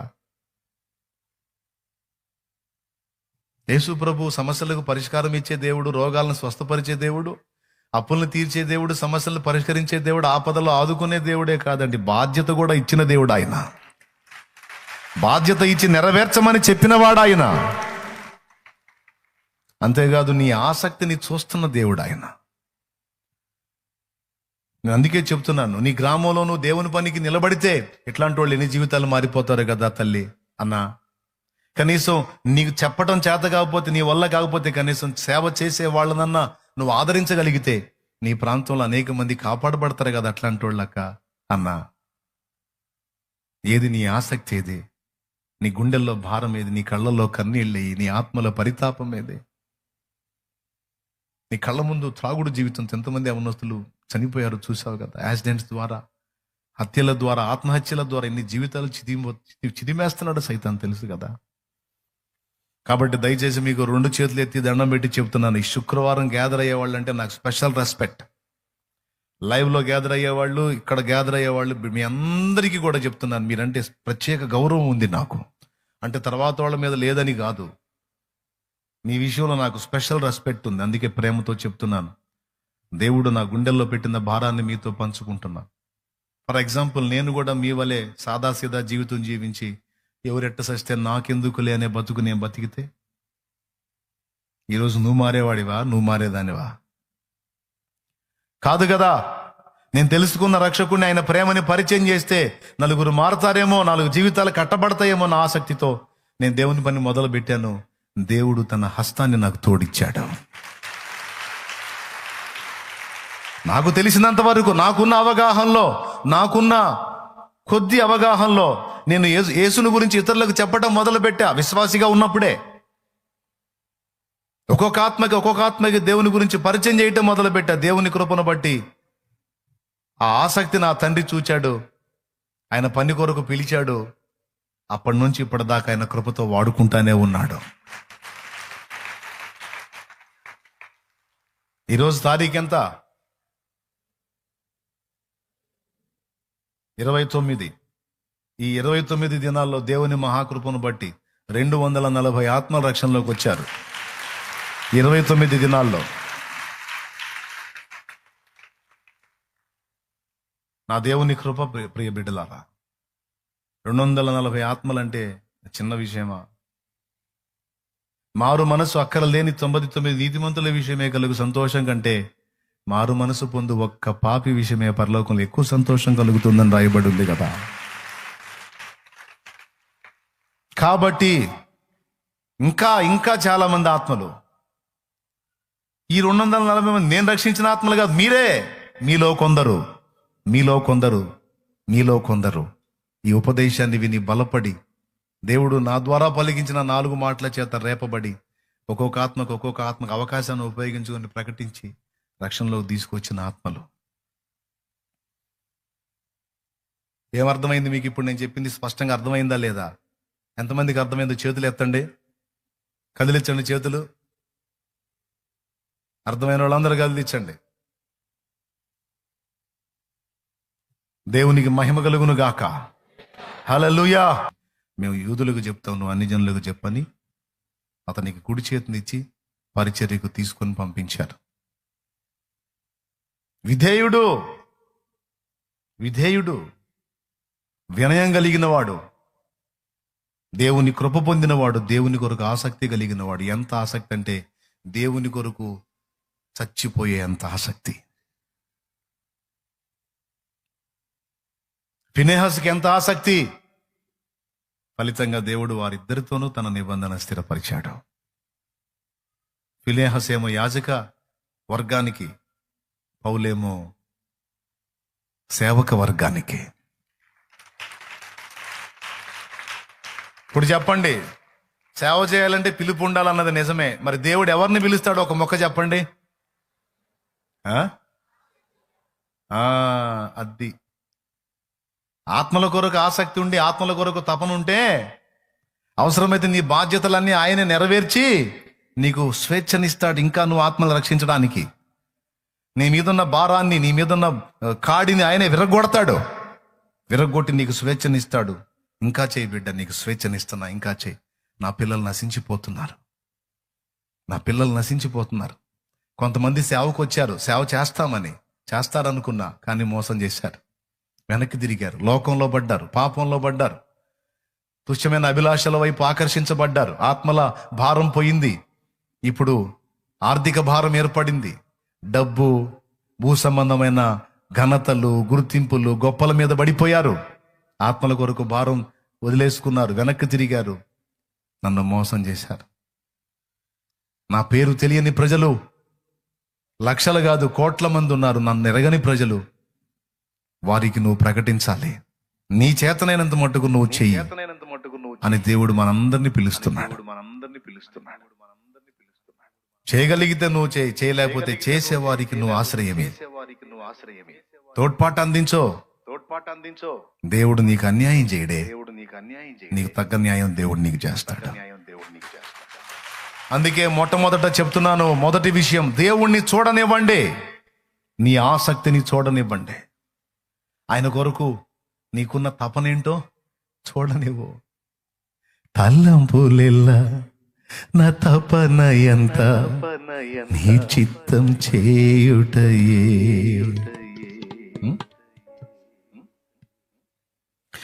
నీ కోసం జీవిస్తున్నా, నిన్ను నే ప్రేమిస్తున్నా, నీ కోసం జీవిస్తున్నా, నిన్ను నే ప్రేమిస్తున్నా.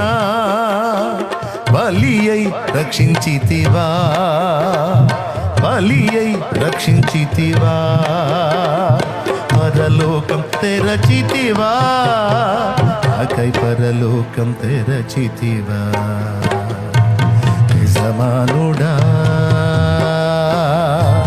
యజమానుడా, నా యేసు రాజుడా, తలంపులెల్లా నా తపన ఎంత, నీ చిత్తం చేయుటయే. నీ దగ్గర ఎంత ఆసక్తి ఉందో, నీ ఆసక్తికి తగ్గంత పని నీకు ఇస్తాడు దేవుడు. తప్పకుండా ఇస్తాడు తమ్ముడు. నీ దగ్గర కొంచెం ఆసక్తి ఉందనుకో, కొద్ది పనే జరిగిద్ది నీ వల్ల. నీ దగ్గర విస్తారమైన ఆసక్తి ఉందనుకో, విస్తారమైన పని జరిగిద్ది నీ వల్ల. ఇస్తాడు. ఒకడికి 5 ఇచ్చాడు, ఒకడికి 2 ఇచ్చాడు, ఒకడికి 1 ఇచ్చాడు. ఎందుకు? అందరికి 5 ఇవ్వచ్చుగా. ఒకసారి ఆలోచించండి. 5 ఇచ్చినోడికి 5 అంతల ఆసక్తి ఉంది, 2 ఇచ్చినోడికి 2 అంతలే ఉంది, 1 ఇచ్చినోడికి 1 ఇంతే ఉంది.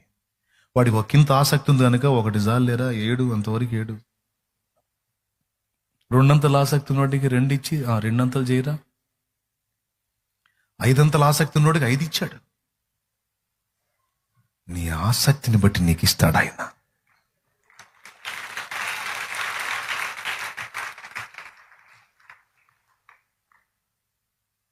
మా జగదీష్ ఉన్నాడు, తబలా కొడతాడు, ఏదన్నా స్పెషల్ పేరు ఉంటే కొడతాడు, తర్వాత ఏదన్నా పిల్లలకి క్లాస్ చెబుతాడు. మావాడు సద్దర్శనం పుస్తకాలు తీసుకొని 4 బస్ స్టాండింగ్లో పెట్టి వస్తే ఇంకా వాడుకుంటాడు వాడిని. కానీ ఆ పని చేసావురా, అంటే ఇక్కడ గమనించాల్సింది ఏంటంటే, అసలు ఎంత ఆసక్తి ఉంది మనకు ఆత్మల కొరకు, మన తపనేంటి, మన వ్యూహం ఏంటి, మన రందేంటి, మన భారం ఏంటి. ఆ, ఇది మన అంతరంగంలో పుట్టలేదనుకో, ఒక మందన అప్పచెప్పినా కూడా అది విజయవంతంగా ముందుకెళ్ళదు. వింటున్నారా? ఈ ఈ ఈ తపన అనేది నీలో పుట్టలేదనుకో, ఆత్మల కొరకు రంది భారం అనేది నీకు పుట్టి, ఆ ఆత్మల రక్షణ కొరకు నీ వంతు ప్రయత్నాల ఆ పోరాటం నీలో కనపడలేదనుకో, దేవుడు కొంతలోనే నిన్ను అట్టాపుతాడు. ఆ తపన కనపడిందనుకో, నువ్వు చల్లే ప్రతి గింజ మొలకెత్తేటట్టు చేస్తాడు. నువ్వు ఎంత తపన పడి పరిగెత్తుతావు అంత అందేటట్టు చేస్తాడు. అంటే నా జీవితాన్ని మాదిరిగా చెప్తున్నాను రా జగదీష్, మీ అందరికీ, అక్కడ ఉన్న వాళ్ళందరికీ, మీకు కూడా చెప్తున్నాను నేను. వాడికి ఎందుకు చెప్తున్నట్టు సేవ చేయబోతున్నాడు. అందుకని విశ్వాసిగా చర్చి సీరియస్గా తీసుకుని, నాట్ ఏ జోక్.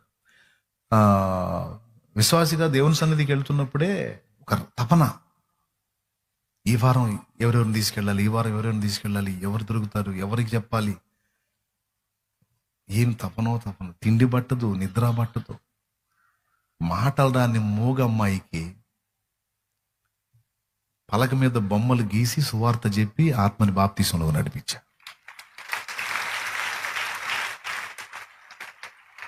వీడేంది పొద్దుగూకులు ఆ పిచ్చిలోనే ఉన్నాడేంది అనుకున్నారు, పిచ్చోడు అనుకున్నారు, నన్ను మైండ్ పోయింది అనుకున్నారు. పొద్దుగూకులు అదే ఇదిలో పడిపోయాడు పాపం, వీడు అమాయకుడు వీడు అనుకున్నారు. ఎవడు పిచ్చోడు? నన్ను అనుకున్నోడు పిచ్చోడా, నేను పిచ్చోడినా? నిజమే, నేను పిచ్చోడిని. ఏసై పిచ్చోడిని, నేను పిచ్చోడిని. ఆత్మల పిచ్చోడిని, నేను పిచ్చోడిని. తాగుబోతు జీవితాలు మార్చాలనుకునే పిచ్చోడిని, నేను పిచ్చోడిని. వ్యభిచార జీవితాలు మార్చాలనుకునే పిచ్చోడిని, నేను పిచ్చోడిని. చీదర జీవితాల్లో, చీకటి జీవితాల్లో బ్రతికే వాళ్ళ జీవితాల్లో దేవుని వెలుగును చూపించాలనుకునే పిచ్చోడిని, నేను పిచ్చోడిని. ఆత్మహత్యలు చేసుకొని చావాలనుకునే వాళ్ళని ఆ పరిస్థితుల్లోంచి కాపాడాలనుకునే పిచ్చోడిని, నేను పిచ్చోడిని. నిజదేవుడిని ఎరగక, నిజమునకు దేవుడు కాని వాటికి జీవితాలను అంకితం చేసుకొని, నిజదేవుడిని ఎరగని అంధకారంలో ఉన్న వాళ్ళకి నిజమైన దేవుణ్ణి పరిచయం చేయాలనుకునే పిచ్చోడిని. అనుకోండిరా, నేను పిచ్చోడిని అనుకోండి, కానీ నా వల్ల కావట్లేదురా. నా యేసయ్య గురించి ప్రజలకు చెప్పకుండా ఉండటం నా వల్ల కావట్లేదు. ఆ తపనలోనే ప్రయాణం చేశాను. నా దేవుడు అది చూశాడు.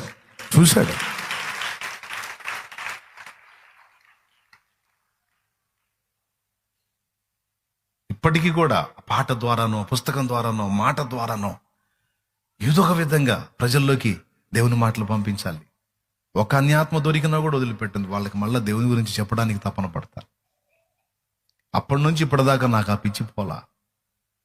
ఎందుకంటే అది జనాల్ని నాశనం చేసే పిచ్చి కాదు, జనాల్ని బాగు చేసే పిచ్చి, జీవితాలను కట్టే పిచ్చి, కుటుంబాలను నిలబెట్టే పిచ్చి, ఆత్మను రక్షించే పిచ్చి, దేవుణ్ణి మహిమపరిచే పిచ్చి. అదేగా మనిషికి ఎక్కాల్సిందే. ఈ లోక పిచ్చి ఎందుకు? నాశనం చేయటానికా? జీవితాన్ని నాశనం చేసుకోవడానికా?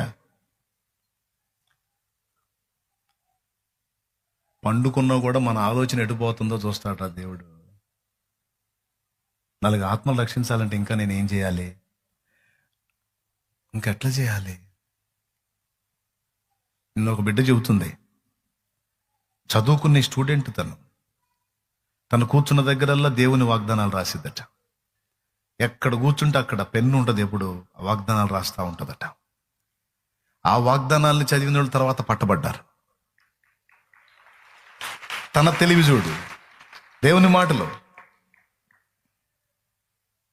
దేవుడు నిన్ను ప్రేమిస్తున్నాడు, దేవుడు నీ కోసం ప్రాణం పెట్టాడు. ఎవరు నిన్ను పట్టించుకోవట్లేదని నువ్వు వేదన చెందొద్దు. దేవుడు నీ స్థితిని చూస్తా ఉన్నాడు, ఆయన నీకు తోడై ఉన్నాడు. ఇట్లాంటి ఆదరణ వాక్కులు రాస్తా ఉంటాడు. ఎక్కడ కూర్చుంటే అక్కడ రాస్తా ఉంటాడు.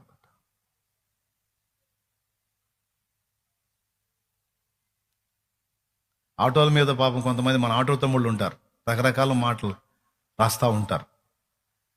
పనికిమాలిన మాటలు, పనికిమాలిన సినిమా వాళ్ళ మాటలు రాసుకునే బదులు చక్కగా యేసయ్య ఆదరణ వాక్కు రాయి. ఆదరణ వాక్కు రాయి నీ బండి మీద. ప్రతిరోజు బండి రోడ్డు మీద తిరిగినప్పుడు వేలాది మంది ఆ బండిని చూస్తారు. వేలాది మందిలో కనీసం వందలాది మంది కళ్ళలో ఆ వాక్యం పడిద్ది. వందలాది మందిలో కనీసం 50,000 సంఖ్యలోనన్నా ఆదరించబడతారు, ఆలోచనలో పడతారు కదా.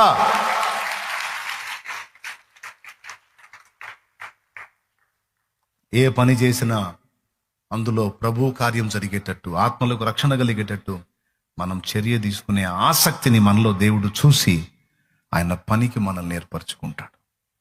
కలిగిన వానికే అనే వచనం దీనికే వర్తిస్తుంది. కలిగిన వానికి ఇవ్వబడింది, లేని వానికి వాని యొద్ద ఉన్నది కూడా తీసివేది. ఇది మళ్ళా నేను చెబితే ఈ పూట వరకు ఉంటుంది కానీ మళ్ళా రాదు.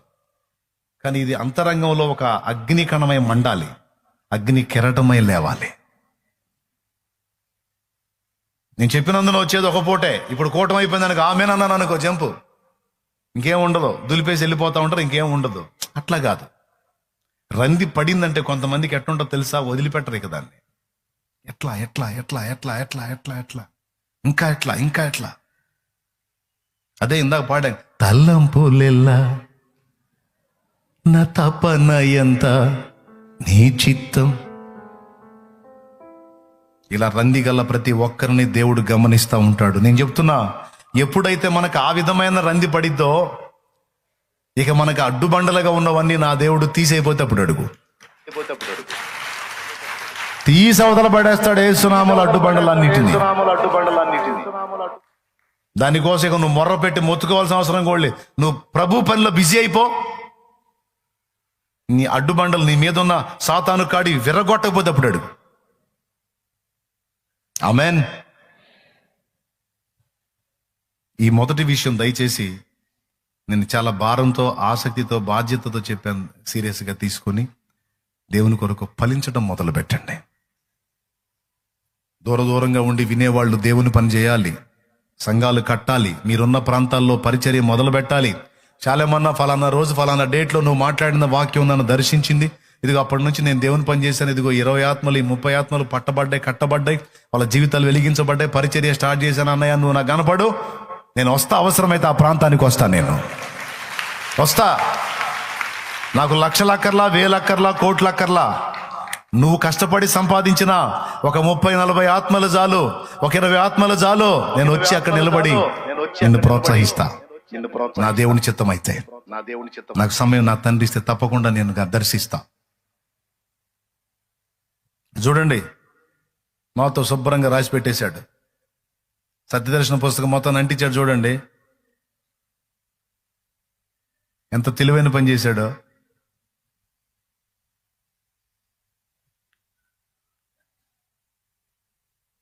ఒక స్టార్టింగ్ ఒక్కటి మొదలు పెట్టాడంటే చాలు, ఇంకో వాడు ఎంట పడతాడు ఆట ఎంట.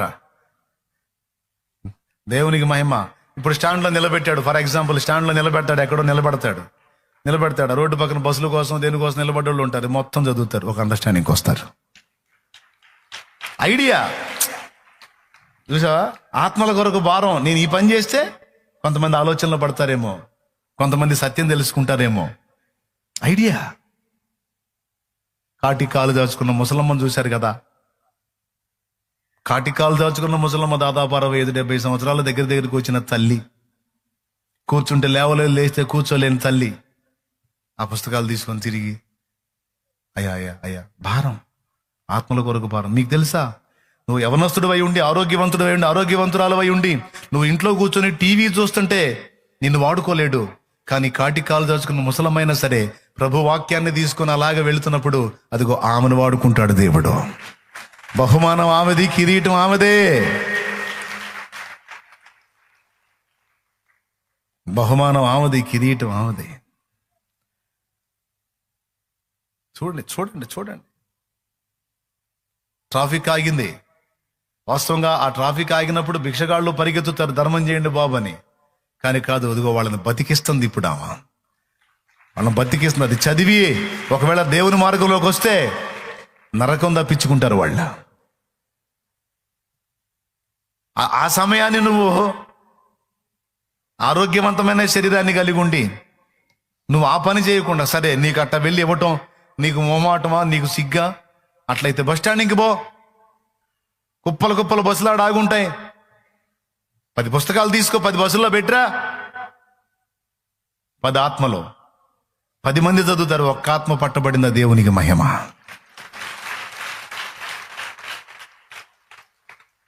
ఇవ్వటానికి ఎవడన్నా ఫీలింగ్ ఇస్తాడంటే అందులో పెట్టరా, ఎవడంటాడు?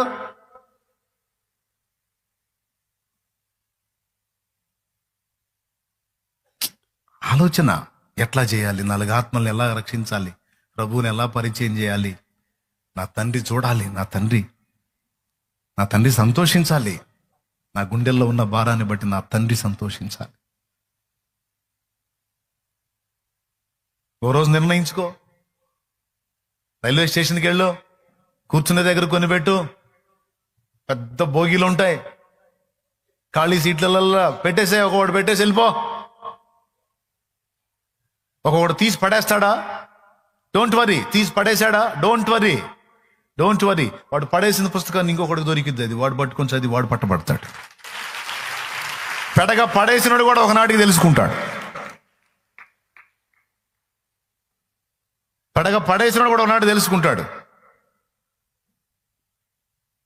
అవిటి వాళ్ళ హృదయాలలో ఆ భారం చూడండి, ఎంత కష్టపడాలండి. అన్ని బాగున్నోళ్ళు 4 జీవితాలను బతికించాలని, 4 ఆత్మహత్యలను ఆపాలని, 4 తాగుబోతుల జీవితాలు మార్చాలని, 4 కుటుంబాలు కట్టాలని, 4 భయంకరమైన జీవితాలు ఉన్న వాళ్ళని వెలిగించాలని, కాపాడాలని. దేవుడా, నా కాలు ఎందుకు చేసావు, నా చెయ్యి ఎందుకు చేసావని అన్నట్లా, నాకు ఈ జీవితం ఇచ్చినందుకు నీకు స్తోత్రం, ఇదిగో ఇందులోనే నీ సేవ చేస్తాను ప్రభువా అని తిరుగుతున్నాడు.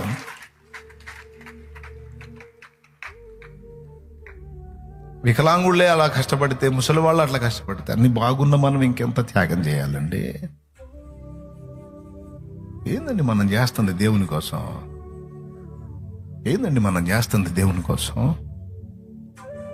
ఎంతండి మనం చేస్తుంది దేవుని కోసం? ఆత్మల కోసం, సమాజ రక్షణ కోసం. ఏదండి మన పరిచయం? ఏదండి?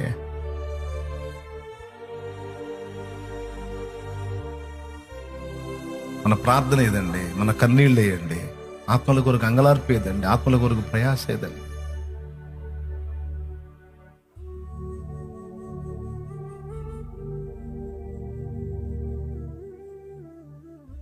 నువ్వు చేయగలిగితే చేయి, లేకపోతే చేసేవాళ్ళు ఉన్నారు. అంత ఆశ్రయమి, అంత స్థానమి దేవునికి, అంత స్థానమి. ధన్యుడాలు అవుతావు, ధన్యుడి అవుతావు. తరతరాల ఆశీర్వాదం దొరుకుతుంది కదా.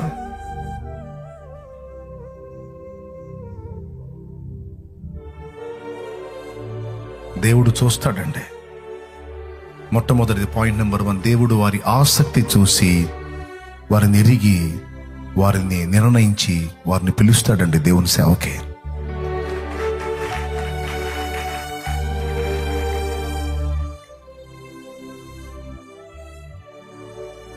రెండవది,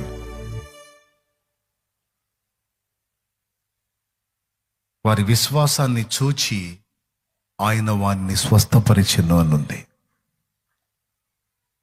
మన విశ్వాసాన్ని కూడా చూస్తాడండి. పక్షవాతం జబ్బుతో మంచాన పడ్డాడు ఒకడు. లూకాసు వార్త 5వ అధ్యాయం ఒకసారి చూడగలిగితే, నాకు ఇంకేం చెప్పబుద్ధి కావట్లేదండి. వాస్తవంగా దేవుడు ఏమేం చూస్తాడో విషయాలు ఉన్నాయి, కానీ ఇది పోయిద్దేమో, మళ్ళా ఈ భారం పోగొట్టుకుంటారేమో అని బాధ. ఇది పోయిద్దా? పోనీయొద్దు, ముందు చెప్పిన మాట పోనీయొద్దు. రెండో విషయం కూడా నేను చూపిస్తాను, చూడండి. దేవుడు ఏం చూస్తాడో చెప్తున్నాను. దేవుడు సైలెంట్గా గమనిస్తూ ఉంటాడు అందరినీ. నలుగురు ఏం చేశారంటే, ఈ పక్షవాతం జబ్బున్న వ్యక్తిని తీసుకొని వచ్చారు. ఎక్కడికి తీసుకొచ్చారు? యేసయ్య దగ్గర తీసుకొని వచ్చారు. చూడండి, 5వ అధ్యాయము లూకాసు వార్త 18వ వచనం నుంచి చదువు. ఇదిగో కొందరు మనుషులు పక్షవాయు గల ఒక మనుషుని మంచము మీద మోసుకొని వాణ్ణి లోపలికి తెచ్చి ఆయన ఎదుట ఉంచుటకు ప్రయత్నము చేసిరి గాని జనులు గుంపు కూడి ఉండినందున వాణ్ణి లోపలికి తెచ్చుటకు వల్లపడకపోయాను గనుక ఇంటి మీదకెక్కి పెంకులు విప్పి మంచముతో కూడా యేసు ఎదుట వారి మధ్యను వారిని దించిరి. ఆయన వారి విశ్వాసము చూచి, ఒకరిని బాగు చేయటానికి, ఒకరిని జీవితాన్ని బాగు చేసి ఒకరిని లైన్లో తీసుకొని రావడానికి వాళ్ళ తపన చూశాడు.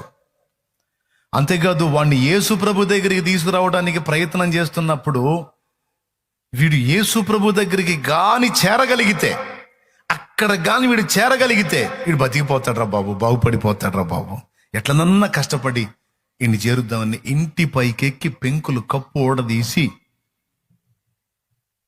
చూడండి ఇంటోడికి ఎంత త్యాగం ఉందో, పైకెక్కి పనిచేసేవాడికి ఎంత త్యాగం ఉందో చూడండి. జబ్బోడు పండుకున్నాడు కదలకుండా, పక్షవాతం జబ్బు వచ్చినాడు కదలకుండా పండుకున్నాడు. వాడిదే అంత పడగసీను, వాడిది ఇబ్బంది లేదు వాడికి. కానీ వాడిని బాగు చేయటానికి, వాడిని యేసయ్య దగ్గరికి తీసుకొని పోతే వాడు బ్రతుకుతాడు. వాడికి ఇక ఈ దరిద్రపు శాపగ్రస్తమైన జీవితం ఉండదు. ఈ శాపం నుంచి బయటపడతాడు వాడు. కొద్దిగా మనం కష్టపడి ఎట్లనన్నా వాడిని అక్కడికి చేరిస్తే చాలు, వాడు బతికిపోతాడు అనే తపనతో వాళ్ళు పడ్డ ప్రయాస.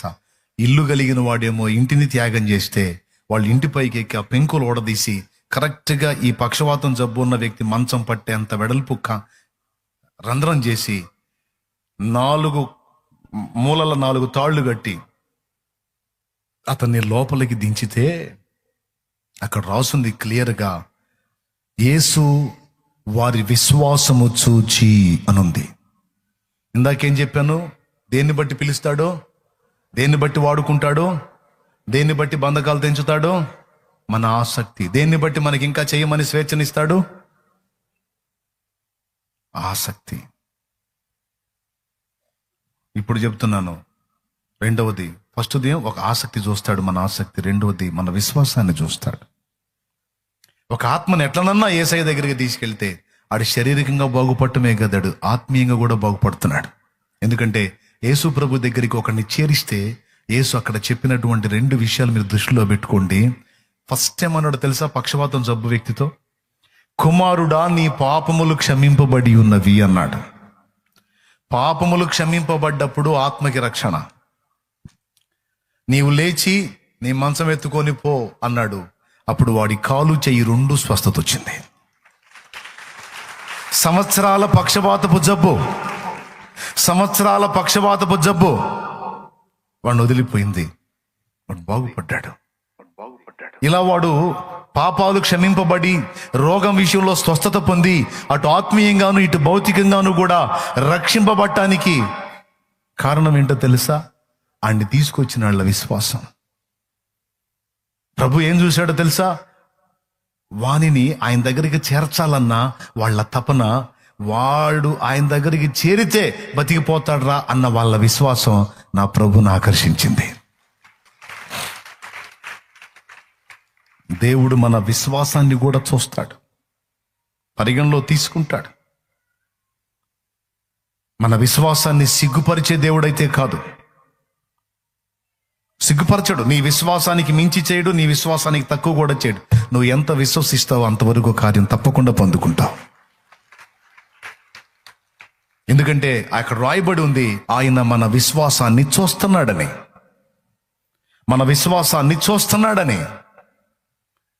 దేవుని కొరకు, 4 ఆత్మల కొరకు మనం చేసేటువంటి పని, మనం పడే ప్రయాస ఎవని యందు విశ్వాసంతో చేస్తున్నాం? ఇవన్నీ నా దేవుడు చూస్తున్నాడు. నా దేవుడు తగిన కాలం ముందు నాకు సహాయం చేస్తాడు. నా దేవుడు ఇచ్చేది నాకు ఇస్తాడు. ముందు నాకున్నది నేను వినియోగిస్తాను అని రెక్కల కష్టం చేశారు ఒకరు, ఇంటిని త్యాగం చేశారు ఇంకొకరు. చూస్తా ఇల్లు ఓడదీస్తానంటే ఎవరు ఊరుకుంటారండి? ఇంకెక్కడుంటాడు మళ్ళీ ఇల్లు కూడా తీసుకుంటే? అయినా పర్వాలా, ఇబ్బంది పడతా, కానీ ఒకడు బాగుపడాలి. వాళ్ళ త్యాగం చూడు. ఒక ఆత్మ రక్షింపబడాలి, ఒక ఆత్మ స్వస్థత పొందాలి, ఒక జీవితం బాగుపడాలి. దానికోసం వాళ్ళ గుండెల్లో ఉన్న ఆ ఆసక్తి, ఆ విశ్వాసం 2 చూశాడు. వాని 2 విధాలట, ఆత్మపరంగాను ఇటు దేహపరంగాను కూడా బాగు చేసి పో అంటే ఆ క్షణమందే వాడు స్వస్థత పొంది ఆ మంచం తీసుకుని వెళ్ళిపోయాడు. దేవునికి మహిమ కలుగును గాక. విశ్వాసంతో మనం చేసే ప్రయత్నాలు దేవుడు చూస్తాడు. విశ్వాసంతో మనం పడే ప్రయాస దేవుడు చూస్తాడు. విశ్వాసంతో మనం చూపే దాతృత్వాన్ని దేవుడు చూస్తాడు, పరిగణలో తీసుకుంటాడు. మొదటిది చెప్పాను, ఆసక్తిని చూసి సేవకు పిలుస్తాడు. రెండవది చెప్పాను, విశ్వాసాన్ని చూసి కార్యాలు చేస్తాడు.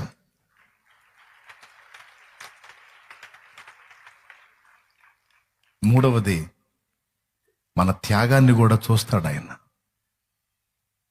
నీ కష్టమును, నీ సహనమును, నీ ప్రయాసమును నేను ఎరుగుదును అన్నాడు.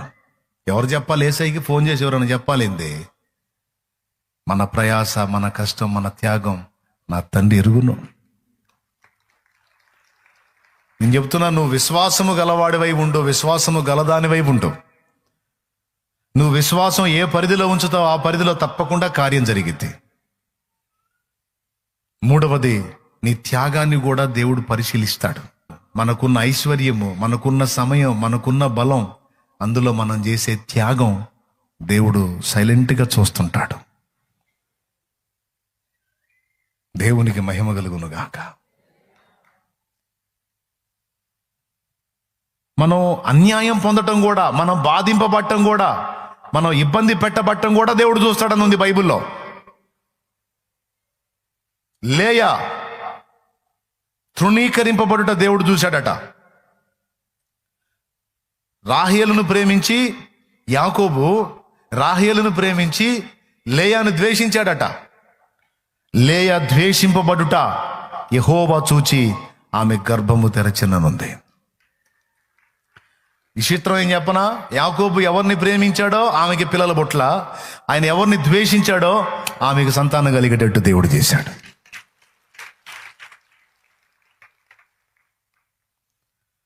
మనం దేని చేత ద్వేషించబడుతున్నామో, ఎందుకు ఇతరుల చేత ద్వేషించబడుతున్నామో దేవుడు ఎరుగును. తప్పు చేసి ద్వేషించబడితే ఆ లెక్క వేరు. అన్యాయంగా ఇతరుల చేత ఇప్పుడు నేనున్నాను, కొంతమంది నన్ను భయంకరంగా ద్వేషించే వాళ్ళు ఉన్నారు, కొంతమంది భయంకరంగా ప్రేమించే వాళ్ళు ఉన్నారు. ప్రేమించే వాళ్ళ సంగతి అటు ఉంచితే, భయంకరంగా ద్వేషించే వాళ్ళ సంగతి చెప్తాను. వాళ్ళు ఎందుకు ద్వేషిస్తున్నారో కూడా వాళ్ళకి తెలియదు. బోధ విషయంలో నన్ను ద్వేషించే వాళ్ళు ఉన్నారు, అభివృద్ధి విషయంలో ద్వేషించే వాళ్ళు ఉన్నారు. రకరకాల కారణాలను బట్టి కొంతమంది ద్వేషించే వాళ్ళు ఉన్నారు. కానీ నేను ఒకటి ఎరుగుదును, అన్యాయంగా నేను ద్వేషింపబడుట నా దేవుడు చూస్తున్నాడు. వాళ్ళు ద్వేషించే కొద్దీ ఆయన నాకు ఆత్మీయ సంతానాన్ని ఉత్పత్తి చేస్తా ఉన్నాడు. లేయా ద్వేషింపబడుట చూచి యెహోవా ఆమె గర్భమును ముట్టినట్టు, నిష్కారణమైన ద్వేషానికి గురవుతున్నందున నా తండ్రి నన్ను చూచి ఇంకా అనేక మంది ఆత్మీయ సంతానాన్ని ఆయన ఉత్పత్తి చేస్తా ఉన్నాడు. చేస్తాడంతే యేసునామములో. ప్రియులారా, గమనించండి, 4 సంగతులు చెప్పాను. దేవుడు చూచే 4 సంగతులు. 1 ఆసక్తి, 2 విశ్వాసము, 3 త్యాగము, 4 అన్యాయంగా మనం ద్వేషింపబడుట, మనం అన్యాయంగా గావించబడుట దేవుడు చూస్తాడు. హాగర్ను చేసుకోమని చెప్పింది ఎవరు? హాగర్ను చేసుకోమని చెప్పింది ఎవరు? హాగర్ను చేసుకున్న తర్వాత ఆమెను ద్వేషించడం మొదలుపెట్టింది. తరిమింది. ఈమె దెబ్బకు తట్టుకోలేక అరణ్యానికి పారిపోయింది. యెహోవా దూత ఆమెను ఎదుర్కొని శూర్ అరణ్యంలో ఆమెను కనుగొని, హాగరో నీకేమి సంభవించినది? నీ యజమానులైన శారాను విడిచిపెట్టి వెళ్ళొద్దు, ఆడికే పో, భయపడవాకు, నేను నీకు తోడై ఉంటాను, నిశ్చయముగా నీ సంతతిని కూడా ఆశీర్వదిస్తాను, నీ సంతతి కూడా గొప్ప జనమయ్యేటట్టు నేను చేస్తాను పో అని హాగర్ని దేవుడు దీవిస్తే దేవునికి పేరు పెట్టింది ఆమె. ఎల్రోయి, ఎల్రోయి, ఎల్రోయి, నన్ను చూచావే వందనమయ్యా. ఎల్రోయి, ఎల్రోయి, నన్ను చూచావే వందనమయ్యా. నన్ను చూచావే వందనమయ్యా. నన్ను చూచావే వందనమయ్యా. నిన్ను పూర్ణ మనసుతో ఆరాధింతు, నా పూర్ణ బలముతో ప్రేమించెదను. ఆరాధన, ఆరాధన, ఆరాధన,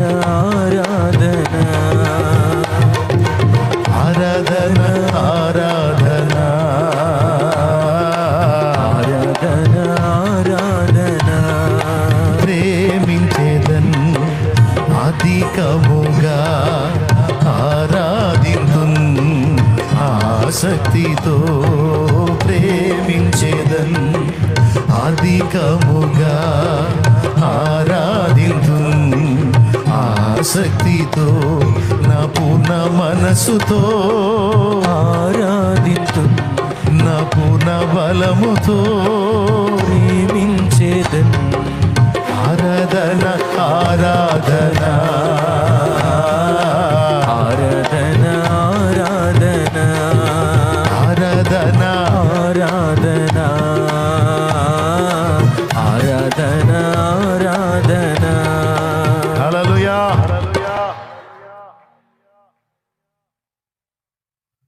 నీకున్న పరిస్థితి ఎంతో, నీకున్న శక్తి కొంచెమే అయి ఉండినను నీవు నా నామమును ఎరుగననక ఒప్పుకున్నావు. నీకుండిన శక్తి కొంచెమైనా, కొంచెం శక్తిలో నా కోసం చాలా కష్టపడ్డావు. ప్రకటన గ్రంథంలో మాట్లాడుతున్నాడు, నీకుండిన శక్తి నేను ఎరుగుదును, అది కొంచెమే అయి ఉండినను నీవు నా కోసం నిలబడ్డావు. నా కుమారి, నా కుమారుడా, నీకున్నది కొంచెమే, అయినా నువ్వు నన్ను ప్రేమించావు.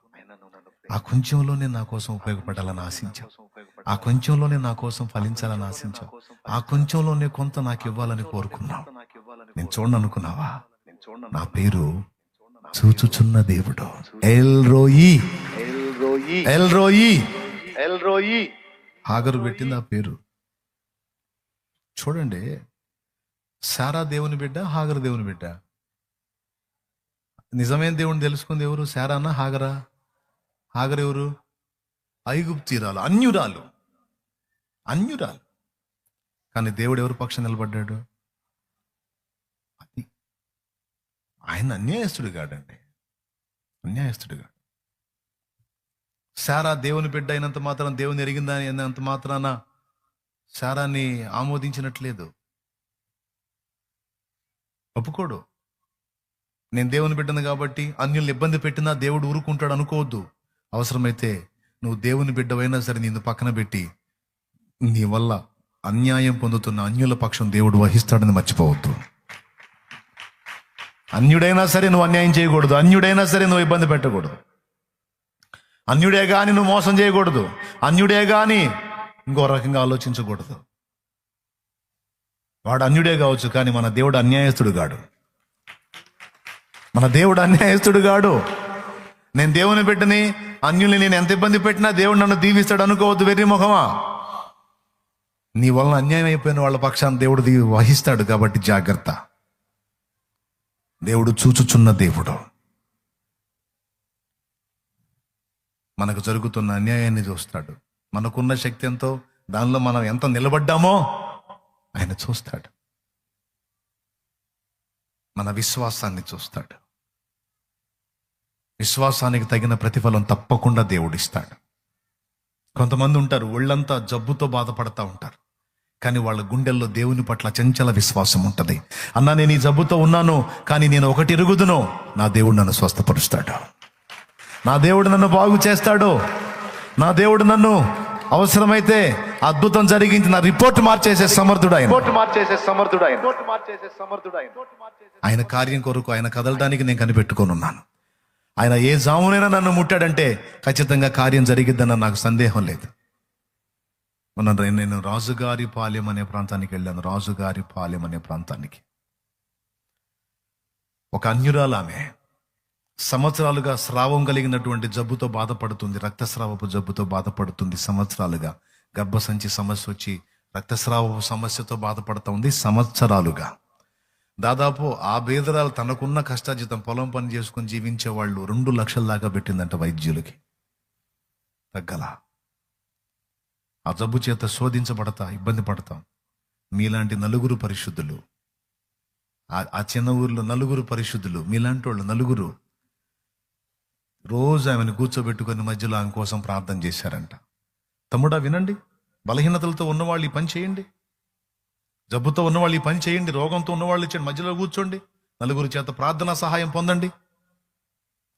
మీకు తెలుసా, ఆ బిడ్డలు ప్రార్థన చేశారు. ఎన్నో నెలలో వారాలు పట్ల కొద్ది రోజుల్లోనే ఆ ప్రాబ్లం ఆగిపోయింది ఆమెకి. రాజుగారి పాలెం, మొన్న పోయి మందిరం ప్రార్థన చేసి వచ్చాను, ఓపెన్ చేసి వచ్చాను. అక్కడ ఆమె చెప్తుంది, అన్యురాలు చెప్తుంది స్పష్టంగా, అయ్యా 2 లక్షలు పెట్టినా తగ్గని జబ్బు ఈ బిడ్డలు ప్రార్థన చేస్తే నాకు తగ్గిందని. 4 ప్రార్థన చేశారు అంతే. ఒకసారి నా దగ్గరికి చెల్లి వచ్చింది, ఇక్కడ గడ్డ వచ్చింది, ఇక్కడ గడ్డ. అన్న ప్రార్థన చేయన్నా. నన్ను ప్రార్థనా బృందం వాళ్ళు ప్రార్థన చేస్తున్నారు. ఆ ప్రార్థనా బృందం వాళ్ళు ప్రార్థన చేస్తున్నారు కదా, 7 రోజులు రోజు ఒకళ్ళ చేత ఆ గడ్డ మీద నూనె రాసి ప్రార్థన చేయించుకోమ్మా అన్న. నాకెందుకు ఆ ప్రేరణ వచ్చింది, ఆ పని చేయమ్మా అన్నా. నేను చెప్పినట్టు ఇంకేం ఎదురు చెప్పకుండా పోయి చేసింది ఆ పని. రోజు ఒకళ్ళు ప్రార్థించారు, 7వ రోజుకి ఆ గడ్డ లేదు.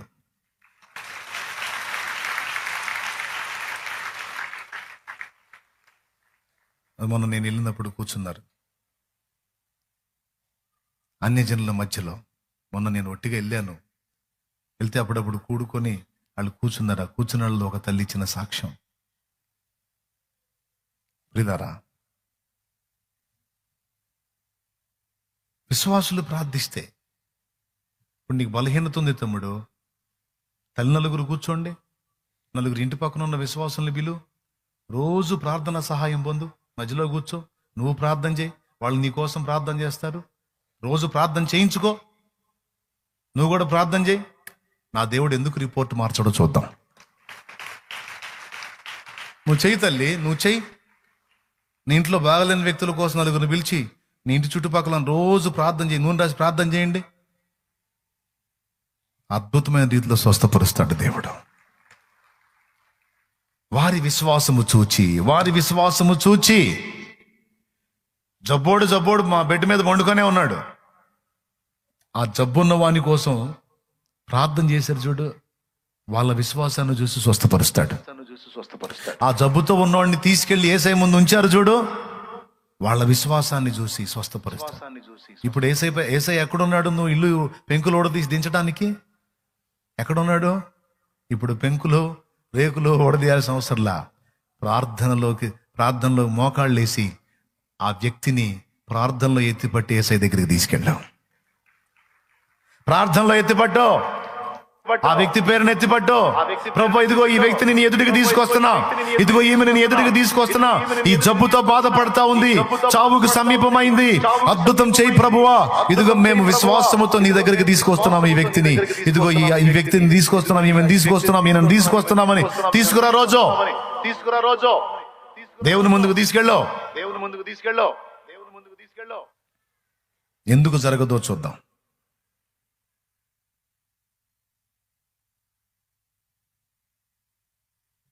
$3 లక్షల డబ్బులు అడిగాడు డాక్టర్. 15 రోజుల తర్వాత గ్యారంటీ అన్నాడు. తెచ్చి ప్రార్థన చేశాం. 3 లక్షల డబ్బులు లేదు, 15 రోజుల తర్వాత గ్యారంటీ లేదు. దెబ్బకి లేచి మళ్ళీ సైకిల్ దొక్కాడు మా డాడీ. ఇవన్నీ కహానీలు కాదు, నిజం. కీళ్లవాతం తెలుసా మీకు? కీళ్లవాతం 2005లో నాకు వచ్చింది ఆ బలహీనత. 2005లో ఈ జాయింట్లన్నీ పెయిన్, జాయింట్ పెయిన్. ఎట్లా అనాలంటే కటకట అంటది నొప్పి. చల్లబోటు ఇంకా ఎక్కువ ఉంటుంది. ఎండపొడ తగిలేటప్పుడు కొంచెం తక్కువగా ఉంటుంది, కానీ చల్లబోటు ఇంకా ఎక్కువగా ఉంటుంది. ఆ కీళ్లవాతం బలహీనత 2005లో 2 డాక్టర్ల దగ్గరికి వెళ్ళి టెస్ట్ చేయించాను, మందులు రాశారు. 2005లో సేవకు కూడా రాలా. 2006లో సేవకు వచ్చారు, 2005లో వచ్చింది. ఎంత నొప్పి అంటే ఆ నొప్పి, ఎంత బాధ, ఎంత భయంకరం అంటే అది నిద్రపోకుండా కూర్చొని ఏడ్చుకునేవాడిని ఆ బాధ దెబ్బకి. అంత భయంకరమైన నొప్పి అది. 2 దగ్గరికి పోతే 2 పథ్యాలు చెప్పారు. వాతపు వస్తువులు ఏవి తినకూడదు, శనగపిండి వస్తువులు తినకూడదు, ఆకుకూరలు ఎక్కువ తినకూడదు, వాతపు ఆకుకూరలు ఉంటాయి తినకూడదు, పెరుగు తినకూడదు, మటన్ తినకూడదు, అది తినకూడదు, ఇది తినకూడదు, ఏం తిన చెత్త తినాలి, ఇంకేం తినాలా. విషయం ఏంటంటే వాళ్ళు మెడిసిన్ ఇచ్చారు, అది ఒక 7 లేక 8 గంటలు మాత్రం నాకు నొప్పి అర్థం కావటల్లా. తర్వాత భయంకరమైన నొప్పి మళ్ళా స్టార్ట్ అవుతుంది. నీకు ఇట్లా కాదని ఫ్యామిలీ ప్రేయర్ చేశారు, కుటుంబం నేను కూడా ఇక దేవుని పాదాలు పట్టుకొని ఎంతోమందికి ఎన్నో రకాల బలహీనతలు స్వస్థపరిచిన నా దేవుడివి, నువ్వు నన్ను కూడా బాగు చేయుటకు సమర్థుడు కనుక నేను నీ వైపే చూస్తున్నాను. యేసు నామములో నేను స్వస్థత పొందానని నమ్ముతున్నాను అని విశ్వాసంతో ఇక ఆ రోజు నుంచి ఇక దాని గురించి ఆలోచించడం మానేసి శుభ్రంగా అన్ని తినటం మొదలుపెట్టా. అంటే మిమ్మల్ని పత్యాలు ఉండొద్దని నేను చెప్పట్లా, ఉండండి, ఎవరు భయం వాళ్ళదిలే, ఉండండి. కానీ నా సంగతి నేను చెబుతున్నా. పెరుగు తినొద్దన్నాడుగా, పెరిగే తిన్నా. ఇక అన్ని ఏది తినొద్దన్నారో అదే మొత్తం శుభ్రంగా మునం పెట్టి తిన్నా. ఆ రోజు నుంచి ఈ రోజు దాకా అడ్రస్ లేదు అది.